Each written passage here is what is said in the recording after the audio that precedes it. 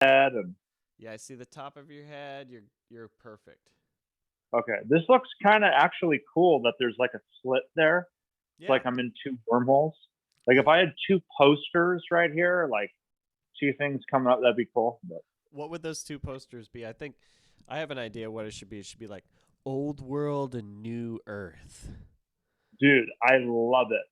Like a Gaia meets Rocky 3 poster. Because I Excellent. do have a Rocky poster right there. Oh It's shit. super Well, cool. yeah. Maybe we should turn around and have you have Rocky in the background for the next podcast. But right now we're perfect. It took us a while to get to this moment, so I'm happy that we're here now. Yeah, yeah. All Because if we throw right. Rocky in there, then it's going to be like literally the movie Rocky, where I'm just making a comeback. Ah, I love it. Well, this is your comeback, actually. This is the second time we've had a podcast together. The first time was at our float center in San Carlos, which is where I met you. And you were one of our floaters there. We became friends, and so happy that we were reconnecting now a few years later. Man, that was 5 years ago, basically, when we were chilling in the float center. So we've both made some cool evolutions and strides in our life, I'm sure, and I got some stories to tell. So I'm excited to drop in with you on the Mantra Dad podcast here with my guest Will Gilbert, my good friend and former floater and soul friend and pal. You were at my wedding, and just For so sure. happy that you're here now. Yeah, so happy to be here. Was it 5 years ago or was it 8 years ago when we first met? Wow, it's When were probably you in San Carlos? 2015, 14? yeah, 2014 and 2015. Okay. Okay. Oh my God, so many good memories. And into 2016. We were married in 2016. Oh my gosh, the redwood, that beautiful redwood tree with like the big hole, the big cave in it. Yeah, it was an insane place to get married. One of the coolest places ever to get married. I Nice. loved it. So That was so much fun. you're back in the area after traveling a bunch on the East Coast, huh? I am back. I am back in the Bay Area. Yeah, I didn't see myself coming back um, for a longer time, but I did come back in October. Um, COVID-19 changed, you know, a lot of stuff and just made it difficult to get around in Charlotte at the time. And, you know, um, ironically, it was like two of the jobs that I'm best at were most affected by COVID because, you're being a personal trainer in a gym, all the gyms are closed. They're not essential. Meanwhile, a liquor store is, so I don't know how they deem things as being essential. But I went with the flow. It was challenging, but also kind of um, it made me stronger in many ways too. But yeah, came back in October, and I've been here since. So it's pretty cool. Nice. So are you planning on doing some comedy or getting more active again and socially and sharing your gifts of knowledge and philosophy and comedy and just yourself on stage? You know what? I'm pretty much done with stand-up comedy, Uh-huh. like for good. Like when I left 3 years, like I haven't done it in 3 years, Oh wow. and yeah, a little bit longer than that actually. And when I think about it, it's like no, there's just like no drive for me at all. Nice. So Like what's driving you right now? um, well, like when I think of like comedy, it's kind of a dark background. It's like it's like Tuesday night 11:30 at night. You're driving home on 101 in the Bay Area, and you're like, damn, I just bombed in front of like a bunch of people, like in a bar in the Tenderloin in San Francisco. Um, and in a way, I'm like, well, they'll never see me again. Yeah. But that doesn't work. Like that mantra on your head, it's like when people say, oh, just imagine yourself naked on stage. That'll make you like less like scared or whatever. It's like that never worked for me. And thinking about like going through that whole process, it's just rough because I'm like a mirror, Adam. Like I'm like a sponge to everything around me. And believe it or not, when I watch like a really good comedian or another comedian go in front of me that's really good, my brain is naturally just like kind of latching on to certain things from that person. And it's almost like I start doing the joke in my head with that person's rhythm. Like it got to a point where I couldn't even watch like Eddie Murphy or George Carlin anymore because I was like, now I'm writing jokes like they're a parakeet on my left shoulder talking to my ear or something. Interesting. So But were you I, struggling to kind of find your own voice and what your message was and so yeah. so what if you were to kind of jump back into it right away again? Like what would you learn or what could be like the first day on stage nowadays? Oh my God. Today would be like, so I still talk to a few comedians or one in particular. And today it would be outside. You're talking to a group of people. There's a busy street outside. So you're given your punchlines and you got to be like really in the moment. You have to be like really latched in because, a truck's going by, maybe a motorcycle, maybe one of those guys that's got a souped up engine on a car goes by during your punchline. So it's like, here it comes, Yeah. boom, boom, it's done, right? The punchline was that. So as a comedian, you have to be really good at crowd work and be in the moment. I think today. So if I went back today, it would be like, I just have no, it's kind of weird. It's like, I've always had this thing, Adam, where like, I'll get like really obsessed with something for like a few years. And then it's like as if I never went to it, like a Interesting. chapter that's gone.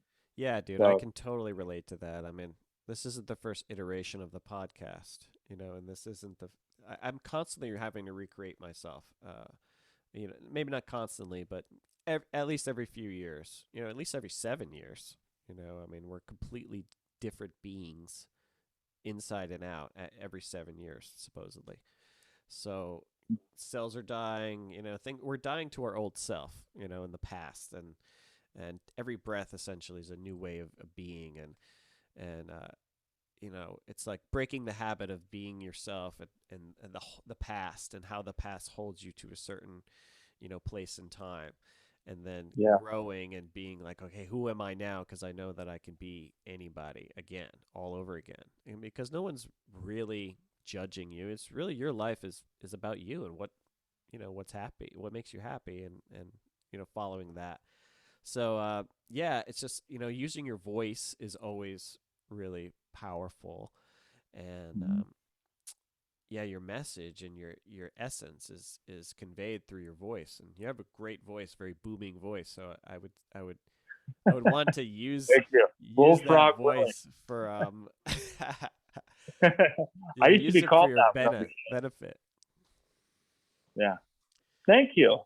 Thank you. You got my brain spinning with the 7 years because there is something magical about seven. But interestingly enough, when you said 3 years, I thought, wow, it's almost like even the spiritual paradigm starts to merge with the physical more because they're kind of like, I don't know, how would you say it? Like the way a wheel and a spoke are interrelated. They're like the same thing, but constantly, um, I guess you'd say in this case, a new tire has been made because it used to be maybe every 7 or 8 years, a big quantum leap would happen and human beings would like run to figure that out. Now it's like, oh, by the way, there's this thing called Bitcoin. Did you know what it is? It's pretty cool. You should learn about it. But hey, the wheel's already been made. So it's like, it's not like, oh, in the 90s, the internet comes in. We go through that weird boom and bust cycle. And then it's like people kind of figure out from there, oh, this is a cool thing. I can order, food from my phone or whatever. Now it's like bigger things, bigger quantum leaps are like crammed together. So it's like the quantum and the relative are constantly like forming bigger, faster units. And I'm always at a weird place, Adam, because I never know if I should overanalyze that process. Because sometimes when I do, it's like I take in too much information, and meanwhile, I don't know where my sunglasses are, but they're on my head. It's like, oh, Right. I learned this big spiritual thing, but I'm not in touch with my passwords. I don't know where my keys, where are my car keys right now? Yeah, But whoa, exactly. I feel like, Mr. Ether Man at the same time. So Yeah, it's hard I to look can at those. relate to that. I can relate to that. Certain experiences could definitely hang on one second. Yeah. It, It popped up. Get out of yeah. Yeah. my way. Jeez. Okay. Sorry about No, no that. problem. Yeah, when you have opening experiences, it could be any type of opening experience. Even one meditation could completely shift your entire life. And your life is essentially an integration. That everything integrates into your day to day and your personal existence, that your reality. So yeah, you're just walking your walk and being you is the integration. It just happens naturally, and Mhm. that's the way I've started to look at it, because it's the amount of experiences that humans can experience here is completely mind blowing. How many different things you could do here on Earth, Yeah. and as there's you know you're an omni man. You're everything. Your entire universe concentrated into Will. And I always Yeah. like, Will, you're like the man, like a man. This and I'm Adam, like the first man. It's just like, yeah, Totally. and The it's first like rib. so essentially we're coming to incarnate here, right? We're coming to Yeah. be here on Earth, and Earth is essentially a school, and it's a place where we learn, and that's the way I think about it, and it's a training program essentially, and for something beyond this, and we look at death as the end, and it's certainly in some way, and yet what if it's way better than this somehow? What if this is all just some kind of graduation process, and we have come back here a certain amount of times, and then eventually there is a quantum leap, and it's just like all the rules that we know and love here just have no relevance at all in some other like ethereal plane, that like Yeah. the whole universe is just like completely different, and this is just one universe. It's like three-dimensional universe, but maybe there's universes upon universes. So it is mind-boggling to think about how like a grain of sand on a giant beach that we truly are as Earth, and then even smaller as us. We feel so limiting and completely limitless at the same time. So it's like the funny duality of life and the oneness of everything. Whatever this. I feel like there's certainly a huge consciousness shift that is happening, and this has been deemed the age of awakening, and it's been happening forever, a constant process and various times. But with the advent of the internet and communication being what it is, we can impart ourselves to the world so easily. Like I'm in my bedroom here basically, Mhm. and but the message and the voice of and the uh, the content of life that is expressed, in just conversations and podcasts and reflections is is important for people to see, and know that there's more out there than just their physical reality, and yet this physical reality is also incredible, and let's not forget how awesome this reality is. So to stay grounded in life as you is your walk, and it's a pleasurable walk. We're all walking each other home, in some way, shape, or form. So we're I like friends on that. on the Walking home. path. We're soul friends. We're soul friends on the path of life, and it's kind of exhilarating. I find a lot of you often said like some of your experiences you feel like you're just blasting through time, just like flying so fast, and everything behind you The Indiana Jones Ball. is just your wake. It's just like this Yeah. wake that behind you, and it's like you barely even know it's there, right? And yet it's just like it's happening so fast, and but also slow enough, in my mind, that we can make decisions, we can plan, we can do these types of things because we know the nature of time being what it is. If you plant seeds now, they will come to fruition. It's just, Mhm. it happens. Like the acorn turns into the oak tree. It's known. It happens. Yeah. So, like, to be human now is a very incredible time to be alive. So, you Hmm. always have helped enrich my life with some of your philosophy and just our sharings and our comedy and yeah, just We got some good floating ones. and yeah, it's just like I wish we could have recorded everything. So it's just so good Oh, that we can. but when you record it, it somehow sometimes cuts it away. Like the universe has a weird thing. It's like trying to find your shadow. It just runs as soon as you turn to find it. Exactly. So some of the best comedy just comes from like BSing in the moment. It's Definitely. Like you, you you sit always had down. a Yeah. great character, which was like the dad. Like do your homework. Like you were always like the dad character. Yeah. Always got me Yeah. excited. The man The character. man, yeah. That will for sure come back. It'll Well, come out. We'll see it what again. about acting? Have you ever tried acting? I know that that's something that piques your Yeah. interest. Yeah. I did improv for like 8 or 9 months. And it was the same thing. It was like the moment the metaphorical camera and like director come in, it would just like cut away my creativity somehow. I don't know how. And I would always tell myself I was very hard on myself. I didn't have a big artist, quote unquote, artist ego with it. I was like, no, this is something wrong with me. Like I should be able to just ready, set, action, start the race, so to speak. Hard time with it. But then there were other times, Adam, where it did happen. It did work in the moment. So it's like, it's almost like you got to just go through that whole process. But improv was really hard for me. Acting seems really cool.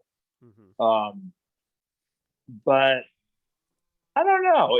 It's a lot different now. Like, are you familiar with the app TikTok?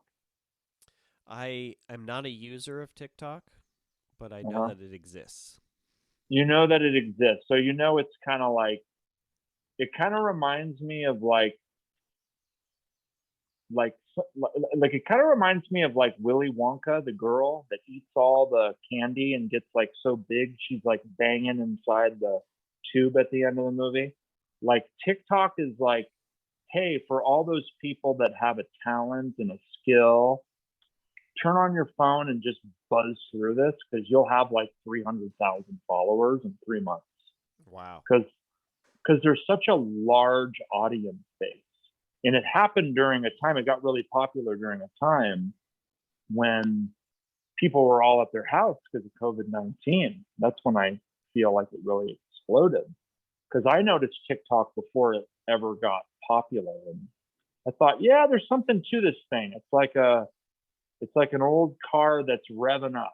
It's gonna once it hits the track, it's gonna be really big because going back to the acting situation, the worst part about being an actor would be the process that you have to go through, going to LA, probably working as a waiter, getting some, I mean, just to be really blunt, like you're kind of selling your soul on the street there because for every success story, you're going to have 8 that are total, you know, I don't want to say failures because there's something that you gain from every experience, but having known a lot of people that have done comedy for a long time, I would be lying if it wasn't super dark, like really, really dark. TikTok is kind of a savings grace It's the universe coming in somehow, or I don't know, maybe it's not I don't know what caused that shift, but the shift is now, hey, if you've got a really big skill, there's probably 1 million people on this planet of 7 billion people that are going to want to watch your skill. So rev it up, go for it. But somehow that makes it too easy too. So there's always this thing that we can't really see with our mind that's going on in the background.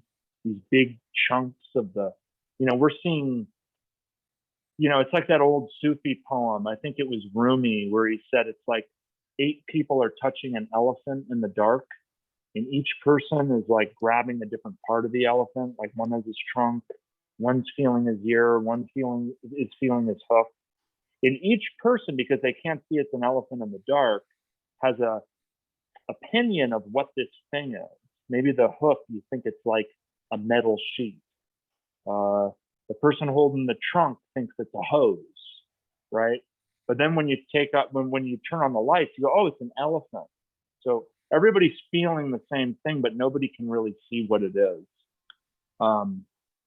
TikTok, acting, comedy, all that stuff is in that position right now, I think, because everything's like cramming together. Like politicians are starting to be bigger stand-up comedians than stand-up comedians. Like Donald Trump, not to throw out a hot word out there, just focusing on like the amount of, like, if you look at like him in the middle and all the comedy that went around him, it was just massive. It was like this 2-hitter quitter kind of thing.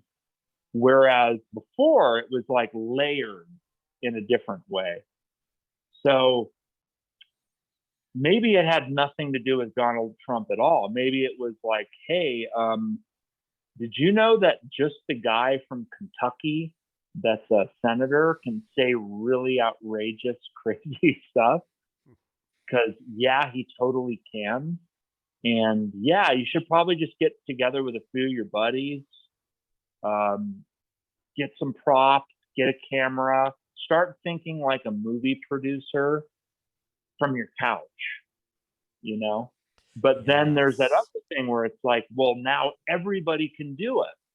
And that's what's weird about TikTok. It's like, wait a second, does a 13-year-old with like a really funny act for a billion other people? Well, now you might get that whole Macaulay Culkin issue, but from your couch. Now we're all Macaulay Culkin, essentially. We're all Macaulay Culkin with Joe Pesci chasing after us in the house. Yes. I'm gonna get you. Get back here. Yeah, putting little tricks and stuff everywhere.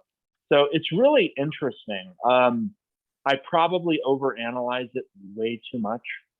Yeah, like, that was. I think it was Carl Jung that said, like, be careful you don't develop too big of a relationship with the unmanifested, like the unconscious, the dark energy, because you have no idea what that is. And when you try to, like, it's kind of like cooking. It's like cooking something in an oven. It's like, sure, you could just turn it on to 1,000 degrees and cook whatever you're trying to cook as fast as possible, but you're going to burn it too. But sometimes you like burnt fries. Right. Yeah, we all have our own tastes. Everybody's got their own taste, but for sure what's happened, and, going back to your question about, like, if I had ever acted, that was actually my favorite thing as a kid, Adam. I always wanted to be an actor. But there's this part of my brain that's like, well, it's got to be really unique, and it's got to be like this. So it's big time perfectionist. Sure, me too. And I also don't have the attention span to like go through like drama school. Like, yeah, when you don't. I don't feel like you have to do that nowadays. I think it goes back to what you were saying. Like, it's accessible to all. So I wanted to offer something to you, and I think you might like this. So I have an intention in 2021 and beyond to film a movie here on Kauai. and I need a cast, and I think that you'd make a great actor as man number one. No, I'm just kidding. I You could have a totally, lead I role. totally, You could have a lead role if you wanted to. dude, I would 100% be. I'm down. I'm already there.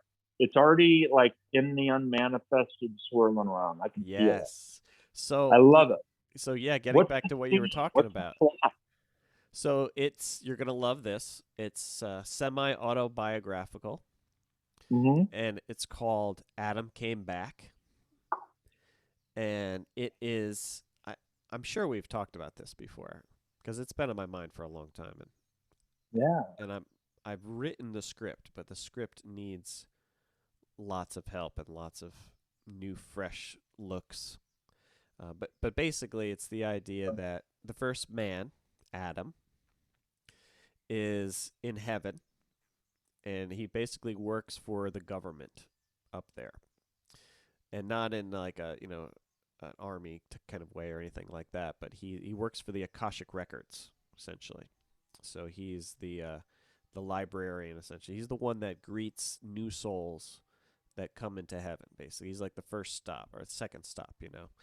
So and he's the first man. He's been there the longest, right? So he's had the same job, for years and years and millennia, essentially, because you have to be on call. There's always new souls. It's just he's put his time in, and he's basically bored. He's bored, and he's unmotivated, and he's kind of like just going through the daily motions, kind of a humdrum existence. So Jesus comes to him one day because Jesus is up there, and he's like a celebrity. Everybody loves Jesus, but everyone's basically forgotten about Adam. So Yeah. Jesus is like, so the portal to heaven and earth is malfunctioning, and then and I'm telling you the entire plot, but basically this is the synopsis. So basically, the second coming has to come. It has to come. Like everyone's been waiting for the second coming. Jesus has been saying it for years. No dice. Nobody ever comes back, right? Even though heaven has sent hundreds of heroes and warriors and sages and saints and gurus, over the years, but still there's a problem. Still there's Yeah. lots of problems. Earth is totally fucked up, basically. Like the movie 300, we've just gone through every layer. Yes. So it's basically a shitstorm for universal shitstorm, and Yeah. Earth is Yeah. basically the linchpin with everything. It's the most important planet. It's the only habitable quote planet in our solar system. It's the only planet that has abundance of water, and it actually has a thriving life here. And lots of just total dynamic living. It's just fruitful. It's feminine. It's perfect. It's very creative, right? This planet. So it's the linchpin, and basically it's a shitstorm. So Adam, he needs to, and I was thinking that it could be like the apocalypse, right? Where we just didn't learn, and everyone's dead. Everyone Yeah. dies. Bouncy pad at the bottom. Yeah, I mean, it's basically COVID-19 is like, it could be like the backdrop for it in some way, and it's just like rampages through Earth and it actually is like a killer virus, and like people can't deny it because people are like dying on the streets or their heads are exploding or something, like something over the top where it's just like, oh Yeah. man, like Yeah. we all caught the virus, Yeah. like The everyone's got zombie it, right? apocalypse. So who do they Totally. send, to repopulate the Earth? Uh-oh. Adam, Coming. the first man. But Yeah. everyone's like, no, it's Jesus. Jesus has Airdrop. to go. It's all about Jesus. He said he was going to do it, and he's got to do it, right? Mhm. So Jesus has this like Yeah. ego a little bit, and he's like, it has to be me. It has to be me. And now's the time, right? So he's kind of like a little bit of the antagonist, like the big brother type thing. Mm-hmm. And there could be kind of a more of a bigger antagonist that they both have to unite about and fight against in some capacity. You know, Mm-hmm. not fight, but uplifter, you know. So basically, Adam meets an angel in heaven, and you know he's been with everybody, you know, because he's just been there for so long. He's been with all the angels, you know. He's just so desensitized to, you know, the world basically. So he Hmm. meets this angel that really captivates him, right? And he was also having some health problems, you know, because he's getting kind of old and stuff. So he went to go see the doctor, and the doctor tests him, and he says, "You've used all of your sperm. Like, you know, there's only one sperm left.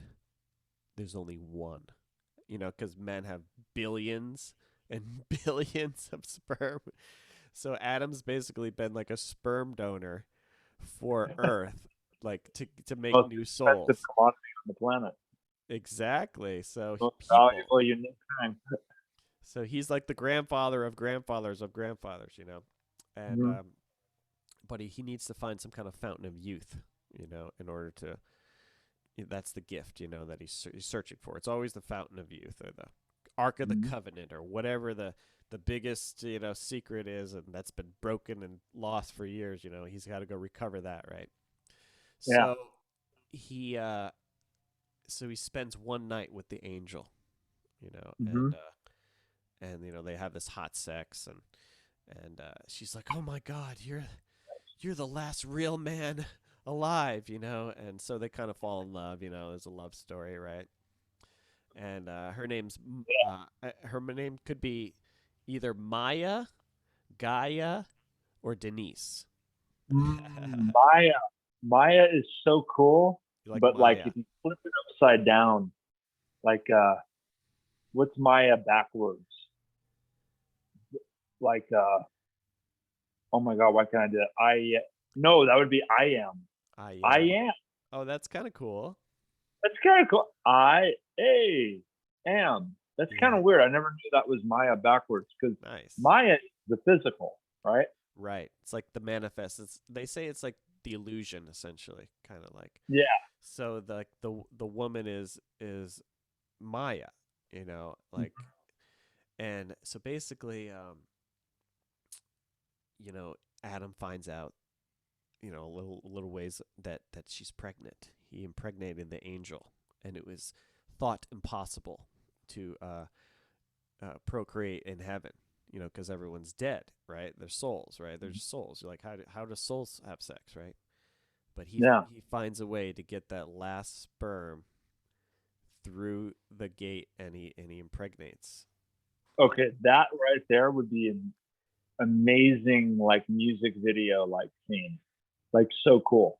Like that process of how that sperm gets through like dark matter and like goes through like Yeah, every 3D like yeah, it's like I don't even like there's something really good there. yeah. He's been through it all. He's the last man standing at the 300, you know, and he's like a Yeah. warrior. He's like still a warrior hero, like king sperm, you know, and it's like all his Yeah. comrades are dead, and he's got to Yeah. fight, you know, because that's what sperm do, right? They fight. It's Yeah. competitive to Oh, go down the for tubes, you sure. know, and like yeah, I mean, there's been books written about this, like how, and it's a miracle. Like all of it is a complete Yeah. miracle. They call it miracle of childbirth. Like I have a daughter; she's 3 now, and I every day I see this complete miracle. You know, it's amazing.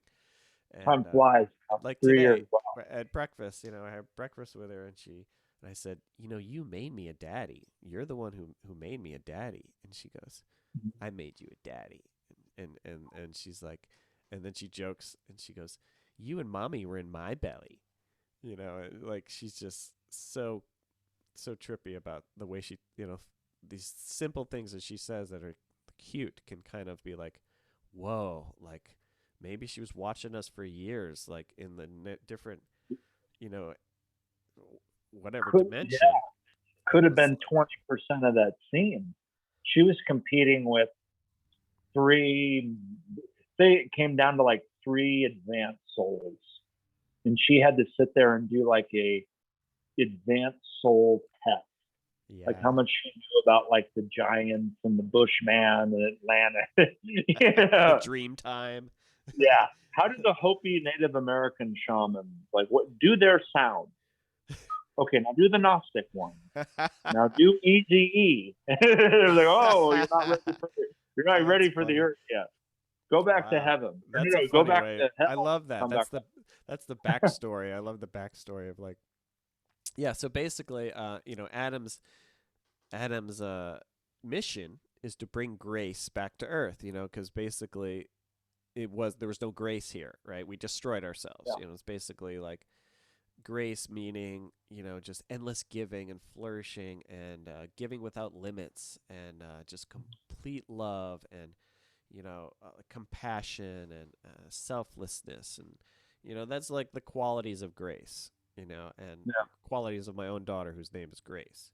And it's like this is my mission here, is to give yeah. grace back to the earth essentially. So that's the movie in a nutshell. And there's various fun things that could happen along that way once I come back to Earth after not being here for thousands of years, and things are so different, but they're Yeah. still, I don't know if this is the apocalypse. Maybe that's cool, but maybe not. Maybe it's just Earth as it is, and there's this really cool Terrence McKenna video which I'll send to you. It's called The Secret Atom. You have to write it. You have Mhm. to write it down and watch it on YouTube. Yeah. Secret Adam. Okay. Secret I Atom. got a memory technique I do with hotel rooms. So I'm putting that in room number 3. Nice. One, Cool. two. Okay. Secret That's how Atom. I memorize stuff. It's My really secret. cool. So it's part of a lecture in a book that he wrote, and it's kind of the backdrop of my movie. It became very inspiring to me because and I can just kind of briefly go over it, I guess. So basically, there's this group of people called the Mandayans, and they live in it kind of came from the Tigris and Euphrates River, very old, rich culture. Mm, And they have these beautiful. rites and rituals that are all about baptism and cleansing the body, cleansing the mind. And they're pacifists, they don't fight, but yet they were driven out of their homelands, and so they've had to relocate various, like Mm. Australia and also Worcester, Massachusetts, and other places. And they're trying to like Yeah. fight to be able to do their baptisms and their rituals, and like Mhm. it's like the most Yeah. peaceful. So basically, they have a Messiah, and their Messiah is Adam, the first man. This is Hmm. true. Okay. And Okay. also John the Baptist. Oh, So John the Baptist. Great. Adam and John the He Baptist are the was a same badass. lineage. So I was Yeah. thinking either you or one of my other friends will play John the Baptist, possibly. Gorilla. I don't know. We'll see. We'll No, see. Gorilla's too. Well, his name's Gorilla. What John, would so that's Gorilla cool. be? Is his name John? Yeah, his name's John. No way. Yeah, Well, there's a little something I know. It coincidental. should it should be that way. I In I fact, don't I know. thought I was Jesus for a while. Basically, when you get awakened at a certain time, everyone, you feel like you're kind of like Jesus' heart. And Yeah. I told him that one day, and he goes, "Well, maybe I'm your John the Baptist." And I was like, "Whoa." Well, John the Baptist was such a badass because he kind of was a gorilla in that time. Yeah, he You was know, he very was able primitive. to He come lived back off of insects, supposedly, in the desert, and he would totally. baptize people and take away their sins, and before any of that was ever going on. And he was like a He was like a shaman almost, like a totally, yeah, super cool shaman at the time, and dealt with the government at that time. He was interesting. not afraid to engage with the government. He would Yeah, be equivalent to a big YouTube star who was like kind of doing well, but pushing the limit at the same time. That's a weird zone. definitely. Um, but Gorilla is funny because Gorilla is kind of like a big meathead that you wouldn't expect to be John the Baptist. Yeah. Like when I think, like we could think of 5 people from Ecstatic Dance who could play that regular John the Baptist role. But Yes. Gorilla would be an interesting twist. Like, oh, that's what he looks like once he hits Earth. Like it mixes with the Neanderthal gene. Oh, that's No offense, Gorilla, if hilarious. you ever listen to this, it's a compliment. That's He knows that I hilarious. think the Oh, bodybuilder compliment. that would be perfect. Yeah, he's for stocky, strong kind of guy. Um, Yeah, but I and hear this your premise. It's and awesome. there's two other But guys that I was thinking of casting as John the Baptist. So, but yeah, I yeah, see it as being a buddy comedy. Basically Yeah. Adam and John the Baptist with a little romance here and there, romantic comedy. Mhm. Gets the girl in Yeah. the end. He has to come back for the girl because she Mhm. fell through the portal at like the last minute type thing. So Okay, basically, there we go. I see like this really cool portal scene where it's like everyone's lined up, like kind of like the king or the queen's gonna be like on the crown, coronated basically, and it's Jesus, right? And he's walking down the aisle, and everyone's like, "See you, Jesus," because he's going back to Earth finally, right? And he's like, "All right," he's like, "Yeah, all right, see you guys." He's like this big celebrity. He's walking down there, and his mother Mary's there, like escorting him, and it's like this wedding almost. And he gets to the end of the portal, right?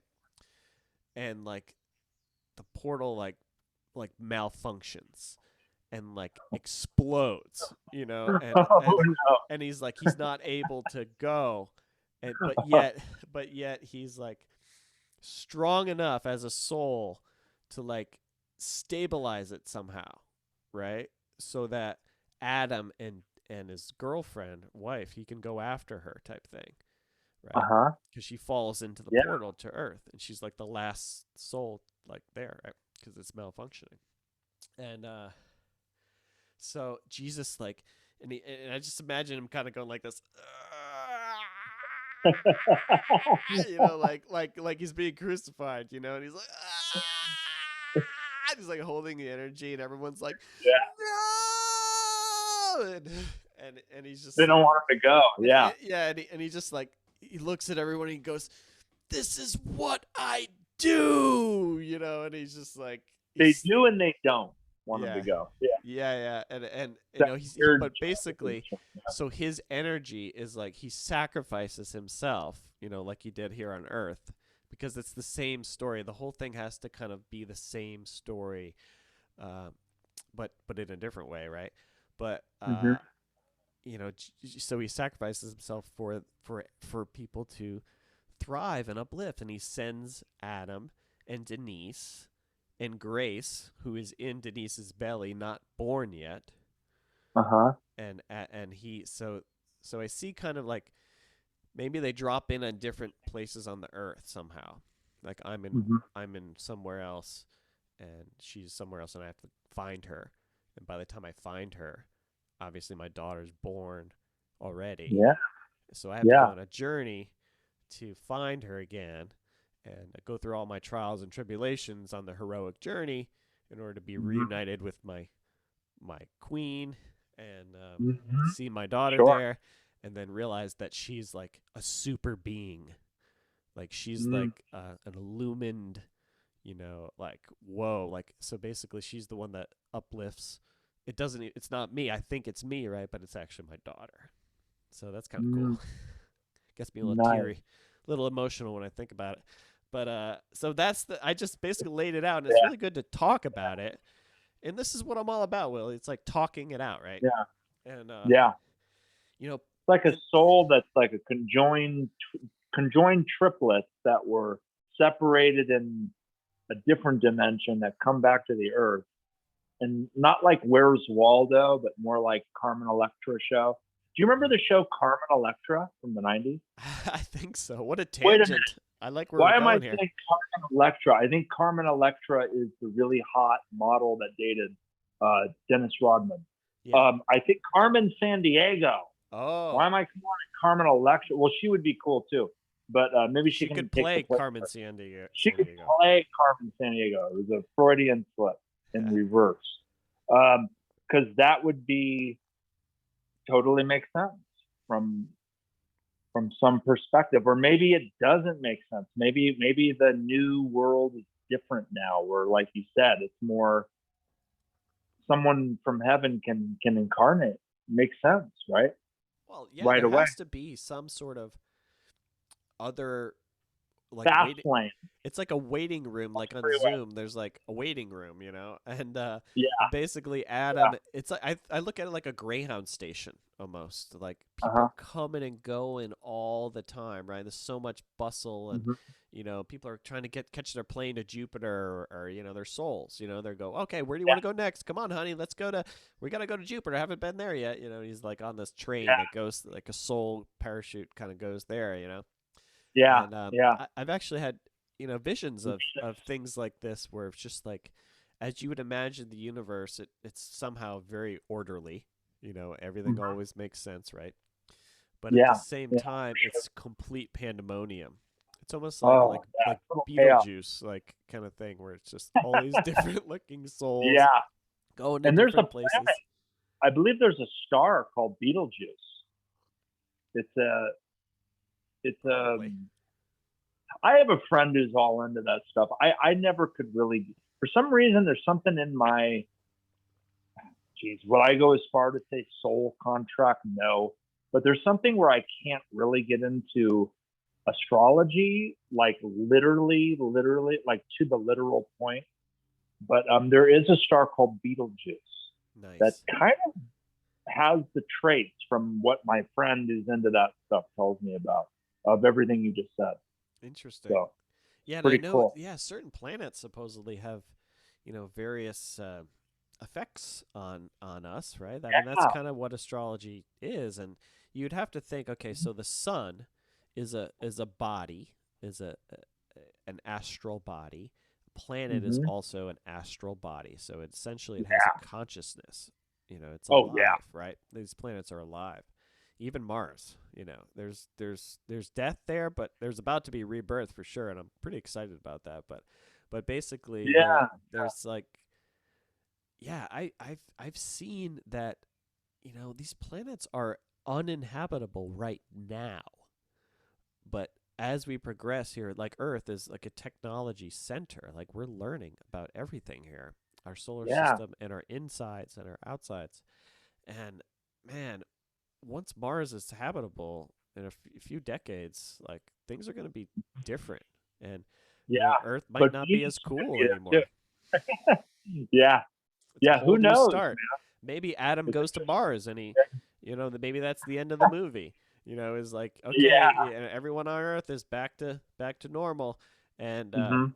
and now he has to go to Mars as the first man there too, and start it all over again. Yeah. That's the sequel, And I those are guess. like the planets we see. Like there's even other galaxies, other, maybe our definition of a galaxy is different to a galaxy, or I once had a guy tell me, he goes, maybe there is life on Mars, but they're inside, Yeah, that makes like perfect sense. they're way under because everything like on the surface, but they actually have found, and I don't want to go too far with this because I don't really know this that well, but I do think that they've seen like nuclear energy in Mars. Like somebody once, like there was a scientist that actually said there could have been a nuclear attack here. Yeah, definitely. You heard of that? Yes, Yeah, 100% I've heard of that. I know a little bit yeah. about that from, perspective that's not really my own. However, I read a book about some channeled messages that came from the Palladian people to this lady in Mount Shasta, which, is Mm, everyone in Mount beautiful. Shasta is basically known for channeling. And, I think that's a requirement when you yeah, pay yeah, your yeah, property. exactly. Yeah. Pay your Are taxes. you from the Pallades, from Sirius, or Yeah, no? if you can Go communicate with to Reddit. animals and yeah, come here You and meet communicate these with animals. masters, these divine beings, all like incarnated in the ethereal realm over Mount Shasta, are just feeding people like constant downloads of like superior Oh my spiritual God. knowledge. So, yeah, I mean, You look at for it, it's what like a it's worth, computer program. for Yeah. what it's worth, I read this book, and there's this lady. Her name was Amora Kuan Yin. I'll never forget. And she wrote this book called The Palladian Perspectives. You can check it out. I've And heard of that. I haven't it read it is yet. it is a cool read. You have to keep an open mind, but basically it tells you about there was life on Venus before there was life on Earth, and there was also Mars. There was life on Mars. It goes into all the different factions, all the different things that happen there, and yes, uh, getting back to Mars, and I can go so far deep into all this stuff. But man, it's incredible. But Yeah, basically, yeah. Mars was habitable, and there were these beings supposedly called the Lyrons there, and they were kind of like technologically advanced, kind of like warlike, Mhm. kind of beings, masculine in energy, I guess. I And think they're here in America. I No, think I'm just kidding. I think they're probably everywhere for sure. Like They're probably so in everybody a little bit in our subconscious or for whatever. sure, for sure. Like little fragments of these, like like that. That's probably where our DNA came from to some degree, right?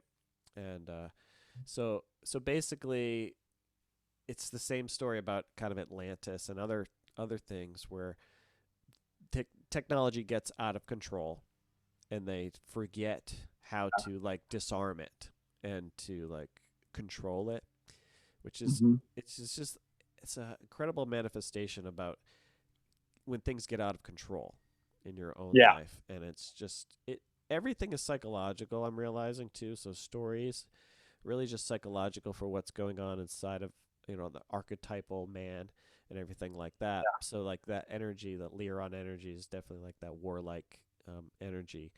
And when it can yeah, get out of control, it's just complete and utter destruction, and to a point where the yeah. planet becomes uninhabitable on the surface, anyways.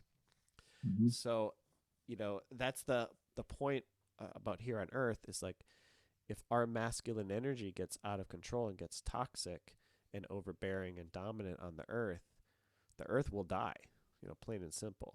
So that's kind of like the idea of Adam came back, is like the masculine energy just got crazy. And we have nuclear energy here. We've dropped nukes on people. It's just like forever changed that whole landscape and culture. And Hmm. yeah, so it's kind of up to each one of us to work with that energy in a more positive way. So that's Yeah, that's what yeah. Mantra Dad is about. It's using the sexual energy, and which is creative energy, and using that for the betterment of humanity. And Hmm. so that's why I teach mantras. That's why I coach Yeah, people. That's why I hope to stay centered within my own self and yeah. connect to the earth more. And yeah, just It's your inner technology. inner technology. That's good. And this It's body is a kind of like piece of technology. yeah, yeah. And something interesting too is like it's almost like a vision board, like a spiritual vision board in unmanifest, like an unmanifestation, like a dark energy that it's starting to kind of curve down a little bit. And it's so funny, right when I said that, like I get a notification about Bitcoin. I don't know if that's a sign or not. I'm just kidding. Um, it's really interesting though because a mantra too is so like I feel like the relative, like it has to be relative to you as well, because like some mantras won't work for me very much, but the ones that I form sort of in my unconscious, subconscious, like I mean, I'm saying things, Adam, that I don't even know half of them. I mean, I'm trying to like because I can't really explain it with words. It's so like I feel like you're straining so hard, like like your yeah, face gets all because tense, and you I start get looking tense, up. You man. like looking up in your I head for look like up, these I look answers. sideways. I'm looking to other souls to channel through. It's Yeah, like you're a waiting for the spiritual internet to shield. like pervade your. It's like you're ready for an Yeah. upgrade in the AI department. It's like, Oh my what's the God. answer to this? Totally. What would Wikipedia say Yeah. about this? Well, Yeah. that's the What is? point, What, dude. It's yeah. about going to your own heart space, and you're the teacher and you're the guru, and that's what these days are about. The age of Aquarius, so to speak. It's about your inner guru and your inner self and your inner teacher, and Mm-hmm. trusting that, and as God itself incarnated as your intention and your intuition, and your energy body and your subtle body, like your physical body, it's all the same, right? It's all like but different. We're all part of this. This is advanced. Yeah. We're very And that's the advanced. most bizarre thing to me, Adam. It's like, how is the meathead that drinks coffee who gets like I'll admit, like I get a little angry when like somebody turns too slow, or Sure. oh no, there's like 30 bicyclists in the middle of the road and I can't pass them. And I like that they're out in nature doing this, but God, I'm like having this anxiety in the back of my head. But then in the back of my head, there's like the Eckhart Tolle video that I watched the night before. And it's like, then there's like my own personal revelations that I have within myself. It's like it's like you just said, they're all the same, like a tire and spokes. It's all the same thing, but somehow, like when you have a connection more to the spiritual realm, it's like you're really connected to that tire, maybe. And sometimes when you go down to the spoke, you're like, wait, this is kind of boring, or I'm not manifesting something as fast as I want. But then I'm thinking about what you said earlier about your movie. Like Adam's been in heaven for so long helping other souls. It's like, I'm bored with this. I Yeah. kind of want to forget that I'm a spiritual being and like maybe like know what it's like to have the dad in the background. Yeah, a physical experience. Like my wife Denise, she's always like, I'm so grateful for the ability to touch you and to be physical. And Wow. Because it's Denise is so connected to that realm. It's like for sure she's connected to a integrated lot into of it so well. realms. She's Yeah. I think she's here. I may want to I may want to bring her in at some point. Who knows? That'd be fun. Yeah. I heard But her was that her in your song in the background? oh yeah, The she's Ron she's a Johnson? beautiful singer. I thought I heard her. Okay. Yeah, Good stuff. I want to see if she's here. Hang on. Hang on one Yeah. sec. Denise, you want to come on? Yay! She's gonna come on. She has Sweet. headphones too. Oh, nice. I'm like turning my head like she's in the room. I know it's Shows you how often I do Zoom. kind of one-dimensional, this Zoom. I'm like, do I have virtual reality glasses? Yeah. So I want to talk too about dimensions. Like one dimension, Yeah. 2-dimensional, 3-dimensional. Like what Dude, the heck does please. that all mean? And like the Oh, fifth dimension. People are like, oh, we're going to 5D, baby. Denise might have something to talk about that. yeah. But Nice.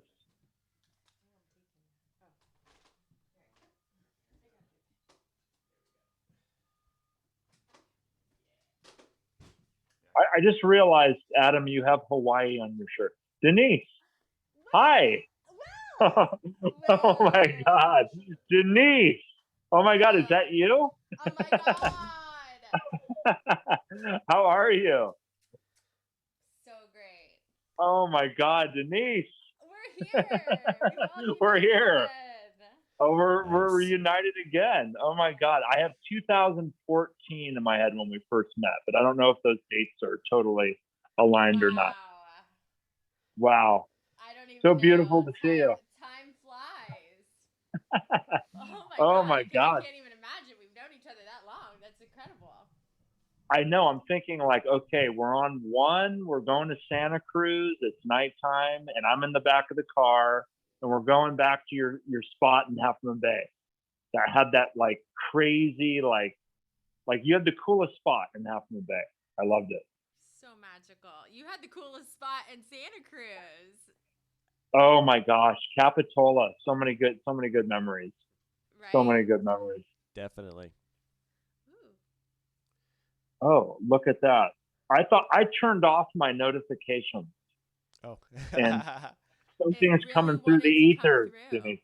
Somebody really Yeah. wanted to make something clear. It's the dark Oh, forces. I'm sure the spammer wanted to sell something to me that was really important. Yes, Yeah. yes. Most of my calls are spammers. So Oh, So we Yeah. have a treat for you today, Will. You didn't know this, What's and that? Denise didn't know it either. But we're gonna perform a song for you today, Really? I think so. and Will really liked our song Guru Ramdas. Loved it. So Oh. I learned it on the Um, uke, and Denise and I have been practicing a little bit, just a very the little beat of bit. it's awesome. So we're gonna try it out and see what happens. Well, first, can we talk Yeah. about 5D? Oh my Yes. God, please, because I was like so Adam, excited you right said when you said something. about 5D. Okay, talk about 5D. Please help me with 5D because I'm What having do a you hard time. know? What do you know? Tell me Okay, what you so feel about it. What do you feel about it? okay, this is gonna sound so weird. So, do you know those things at the amusement park that you like hit with the hammer and then it like goes up, and the harder you hit it, like the farther it goes up, kind of thing? Yes. When I think of 5D, I can't get grounded in it because it's like I hit the 3D and then I go past 5D. This is just my experience in myself. I'm like, 5D is heart, but I'm going from my gut to my third eye, gut, third eye, heart, gut, third eye. It's like I get these little glimpses. I can't integrate it. Like, I feel like I'm not integrating it enough. Like, between the physical and the spiritual, like that meeting place in between, that fifth density. But this is just my perception of it. Um, it's like I'm either too high up in the ethers or I'm like totally grounded. I'm not, I have a hard time in that meeting place because I feel like two perspectives are fighting for one perspective in me. And I know it makes me sound like a total head case, but it feels good getting it out there because I've really struggled with the 5D perception because it's easy for me to tap into like big unconscious patterns and oh, the giants that spoke to Atlantis and told them to tighten up their game. And okay, I can get that, but I can't seem to be at peace in my heart 100%. So weird. I love everything you just said. And like Oh, that, thank you. Yeah. yes, you spoke so well. And that going from lower chakra to upper chakra to heart chakra, all of that, that's integrating, right? You are already doing it so naturally. And for me, what I think 5D is our higher self. Our higher self coming through, clearing the path so that we can just drop in to why we're really here. Like, what is really your purpose? You're here to shine. Your soul is here for a mission, like, and it's about stepping up and being courageous enough to share it no matter what happens and to continue to tap into the lower chakra, your home, your safety, your security, opening up to the cosmos and bringing it into the heart. You're doing it, and it's just like doing the things that make us uncomfortable that we know we need to do. It's Mm-hmm. time for us to get out of the way and to allow something higher to come through us. Wow. Yeah. Whoa. That is so cool because it's like when you drop from like the high ether to the gut, it's such a big like, whoa, that is it's like you're coming down from the ethereal perspective to the relative perspective, which is mixed in with like my ancestors and my personal traumas and personal triumphs and everything like that. And sometimes it's like, wow, to just like wake up all of a sudden in my gut, it's as if that integration is so hard in that moment for me. Not in the sense like I don't know what to do, it's that I feel like I have such a heavy burden in my presence. Like, wow, I just saw something that had to do with giants in Atlanta, but I don't know where my car keys are. Because I'm always like, I'm spaced out. I'm right with you. Or like the other day, I was like trying to put my credit card in the machine with the chip, and like I'm doing it, but the credit card's backwards because I'm like talking to the lady, but I have this thing going on in the background that's like I'm trying to like like there's another me that's in another dimension doing all these different, like, it's almost a dimension where like the darkness gets a prettier face. That's the best way I can describe it. But it's the courage to like really let that out, because I'm a total perfectionist too. Like, oh, I can't let out that part because I haven't got the other part. But that's But sometimes perfect too. Like if you're a perfectionist, then everything you do is perfect. And if you just stop trying, you still are perfect. You still nice. are gosh darn I love that. perfect. That makes me feel a lot better. Yeah, and the Yeah. more, and I'm sure that a lot of people that you are around are also vibrating that, like, I can't be this because I'm trying to perfect this, you know? And so the more you share that, the more other people around you will be like, "Oh, I really appreciate your vibration because it allows me to tap into that vibration too." Because what you're really doing when you go from a 3D to a 5D is you're tuning yourself to your higher self frequency, right? Everything is a frequency, everything is an energy. Is that vibrate with you? So Yeah. then you can tap 100%. into anything. I am courageous. I like everything that you're hearing. You know, like this information is wisdom. I am a wisdom keeper, because obviously I'm not sure if you're writing down anything, but your intuition is really trying to come through for you. And so writing things down and really getting out what's coming through you will help.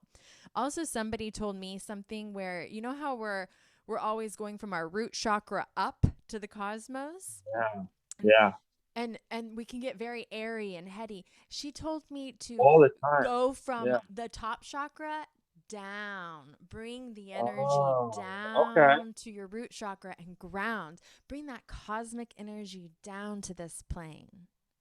Whoa. I love that. That's Right? so funny you just said that, because the other way around, I envision this giant launch pad. It's got all your, you know, all your traumas, all your ancestors. Like a lot of this stuff too is like ancestral pain and leftover remnants in the unconscious mind or whatever. And it gets launched to this third eye realm or the ethereal plane. And it's so hard at that point. It's like you kind of feel like the elephant in the room. And it's like, how do I integrate from here? It's such a like a heavy burden. But to go opposite, I've never experienced that from going up down. So And even now though I'm you're all the like elephant in the room, own that elephant in the room. Elephants are super cool. They can like wash themselves and and they can float. I mean, if you're an elephant in the room, be that elephant in the room. Like be it. And yeah, we are made of our ancestors, and you have come here. They have brought you. You have been the chosen soul of the ancestors from both of your sides of your family to be here now in this most magical existence that we are all have chosen. To be this love and the light that is ready to shift the frequency of this planet, and for you to choose other ways of being and doing that were not allowed in your family, or whatever it was, that you are taking the step up and being that, and knowing that there's no punishment, there's only love. And so the more that you take steps and be more courageous about who you are and the calling that you have, you will only get more support and less of criticism, because you're choosing a place of love. You're coming from that place. And we're all working on that right now, working on saying, "Oh, hi, fear. I see you and I love you and you're very healthy. And I'm going to just continue to embody, you know, strength, courage, peace. And I see you and I'm going to keep going." mm-hmm. Love it. Love it. Awesome. Yeah. Perfect. Because you have Perfect. Because I've you're so, really struggled with I've really struggled with that, especially in the last 3 years. Um, especially like when you're in situations that are like, you know, like sometimes I'll just walk into a restaurant and it's like, whoa, do I have social anxiety disorder? Like what just happened? Like the entire like bricks of everything just like crashed down around me. I'm What supposed did to you like, feel? What do you feel? I often feel like I have a message that I have to tell right then and there. Like I'm like hot and ready to go. To And everyone or just one person? it's like everywhere I go. It's like I literally feel like I should be talking to people on the street, and I like literally fight that urge constantly because I'm like, well, no, no, I don't Just want to do it. Yeah, do it's horrible. it. It's Just such a big do it. backlog. Yeah, What is stopping you from sharing yourself with your other self? Because I think there's everybody two, is you. and that's the hardest part for me is like I get this big glimpse into. I guess the only way I could describe it is like dark energy, like unmanifested energy. And then there's like my conscious mind, like what I'm conscious of, what I've learned. And it's hard for me to like find where like I do get like a very like you had mentioned earlier, like a very like spacey feeling. Like I call it like the metaphysical wormhole for me. It's like I'm either it's kind of hard to explain. It's like I have a lot of conflict though between like it's almost like I have two spiritual egos that are like one of the same, and it's like a fork in the road, and it's like which one do I go? Um, I don't know why when I'm like inside of a you know supermarket, why do I feel like this should be like way more fun in the supermarket right now? Like that's kind of like there's Talk a to part of it that's like everybody. Talk to I do them. actually some Be like, yeah you look and, amazing over there. I hope you're having a great yeah day. Can I get a high five up here? You know, like yeah talk to yeah yourself because these people are you. And the more you do that, you might get like, oh my God, I really needed that. Like, thanks for seeing me. Or I really appreciate I really appreciated that. Today I got dressed up for this and I appreciate your acknowledgement. You're acknowledging yourself and versus keep going. You talked about the fork in the road. Okay, you hmm keep going left. Try to go right. Go right this yeah time. Be right and like really get out of your comfort zone. Dress up in some different clothes, like and talk to yourself. Look at yourself and say, "Today I'm awesome. I'm worthy." And I'm speaking my truth today. And everybody's yeah going to give you high fives and gratitude. And because what you're doing is you see the dark, right? hmm Imagine the sky at nighttime with the stars, right? We need yeah that dark to shine bright so we can see each other. And uh-huh. obviously, you're seeing something in others. You're feeling everybody's energy. And does it make you excited? Like, yeah yeah yeah, it's like yeah. super it can be super like it can be sometimes like really overwhelming for me though because it will literally just like I feel like I'm upside down. Like it's really weird. It's like an upside down dimension. Guess That's what? like, Everybody else is upside down with you. yeah, that Seriously. feels good. That actually feels good because that kind of reminds me of the saying of like everybody's God, they just forgot. Maybe you know it. So that would be good because one of my things is I don't like to ever seem like I know more than somebody else because I don't know. It's just kind of embedded in me somehow. But What's the story behind that? I think I'm really, really insecure about talking about spiritual knowledge to people. Like I have my things that like I can talk about Bitcoin, I can talk about exercise science, but the moment spirituality comes up, I have to have you, Adam, Jameson, Gorilla, people that are into it, ecstatic dance, you know. Okay, I can talk about it all day there. But I have a really hard time. Like I've always had this thing where I'm like, how can I give the same message without saying it? And that's it that can happen. It does work.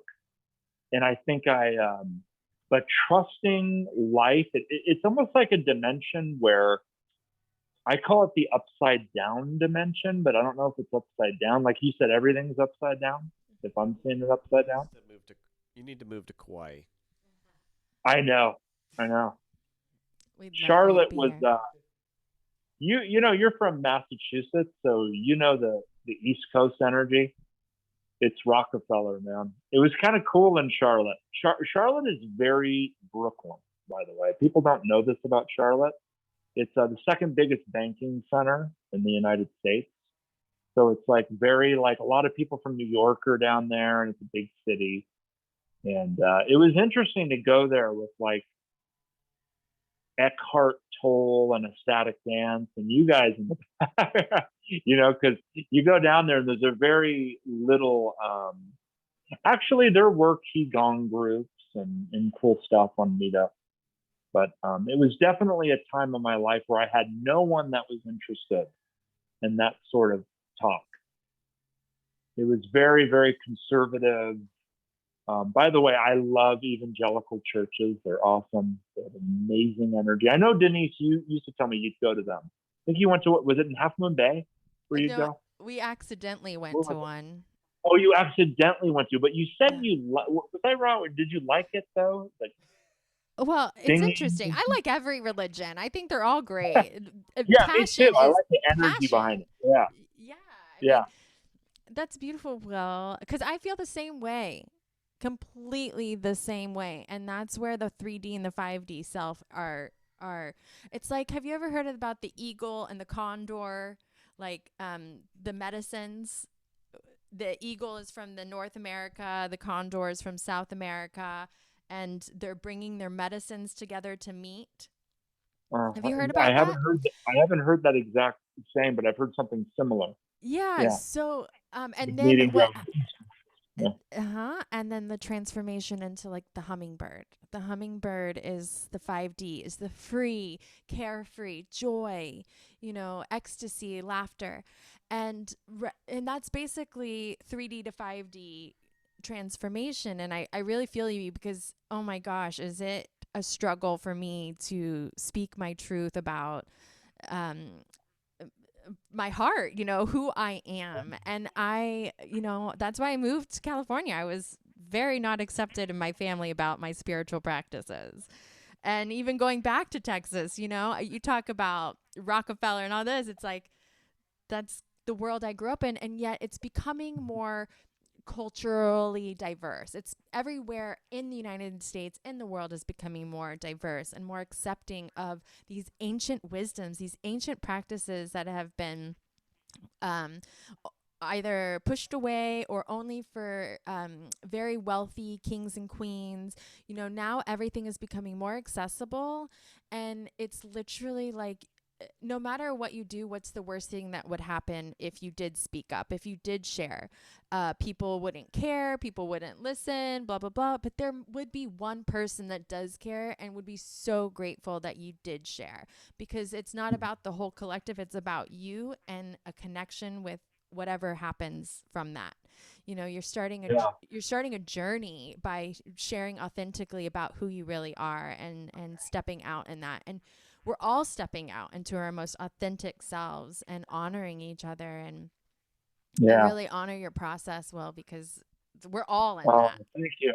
Oh, Thank you. It's yeah. so funny you say that. Yeah, because I think we're all like, I can feel like you guys, you're an old soul, which is kind of funny because you get spiritual wisdom, but you can also see, actually, there is a couple positives to that Rockefeller thing. Like something weird that my brain came up. It's like, okay, Willie, say one cool thing. Rock a feather. So it's like Oh, yeah. you're building the industrial life and then you're combining it with nature, or you're giving it kind of like almost like a totem pole from the ground up. So, because it is like, there's always a positive in that nastiness that you're like, oh, actually, whoa, there is something. Of course, good humor comes from pain too, but Yeah, it's and the kind of weird. Rockefellers Yeah. weren't awful. Like all these No, wealthy people were no. not awful. They had their He was a own. high school dropout.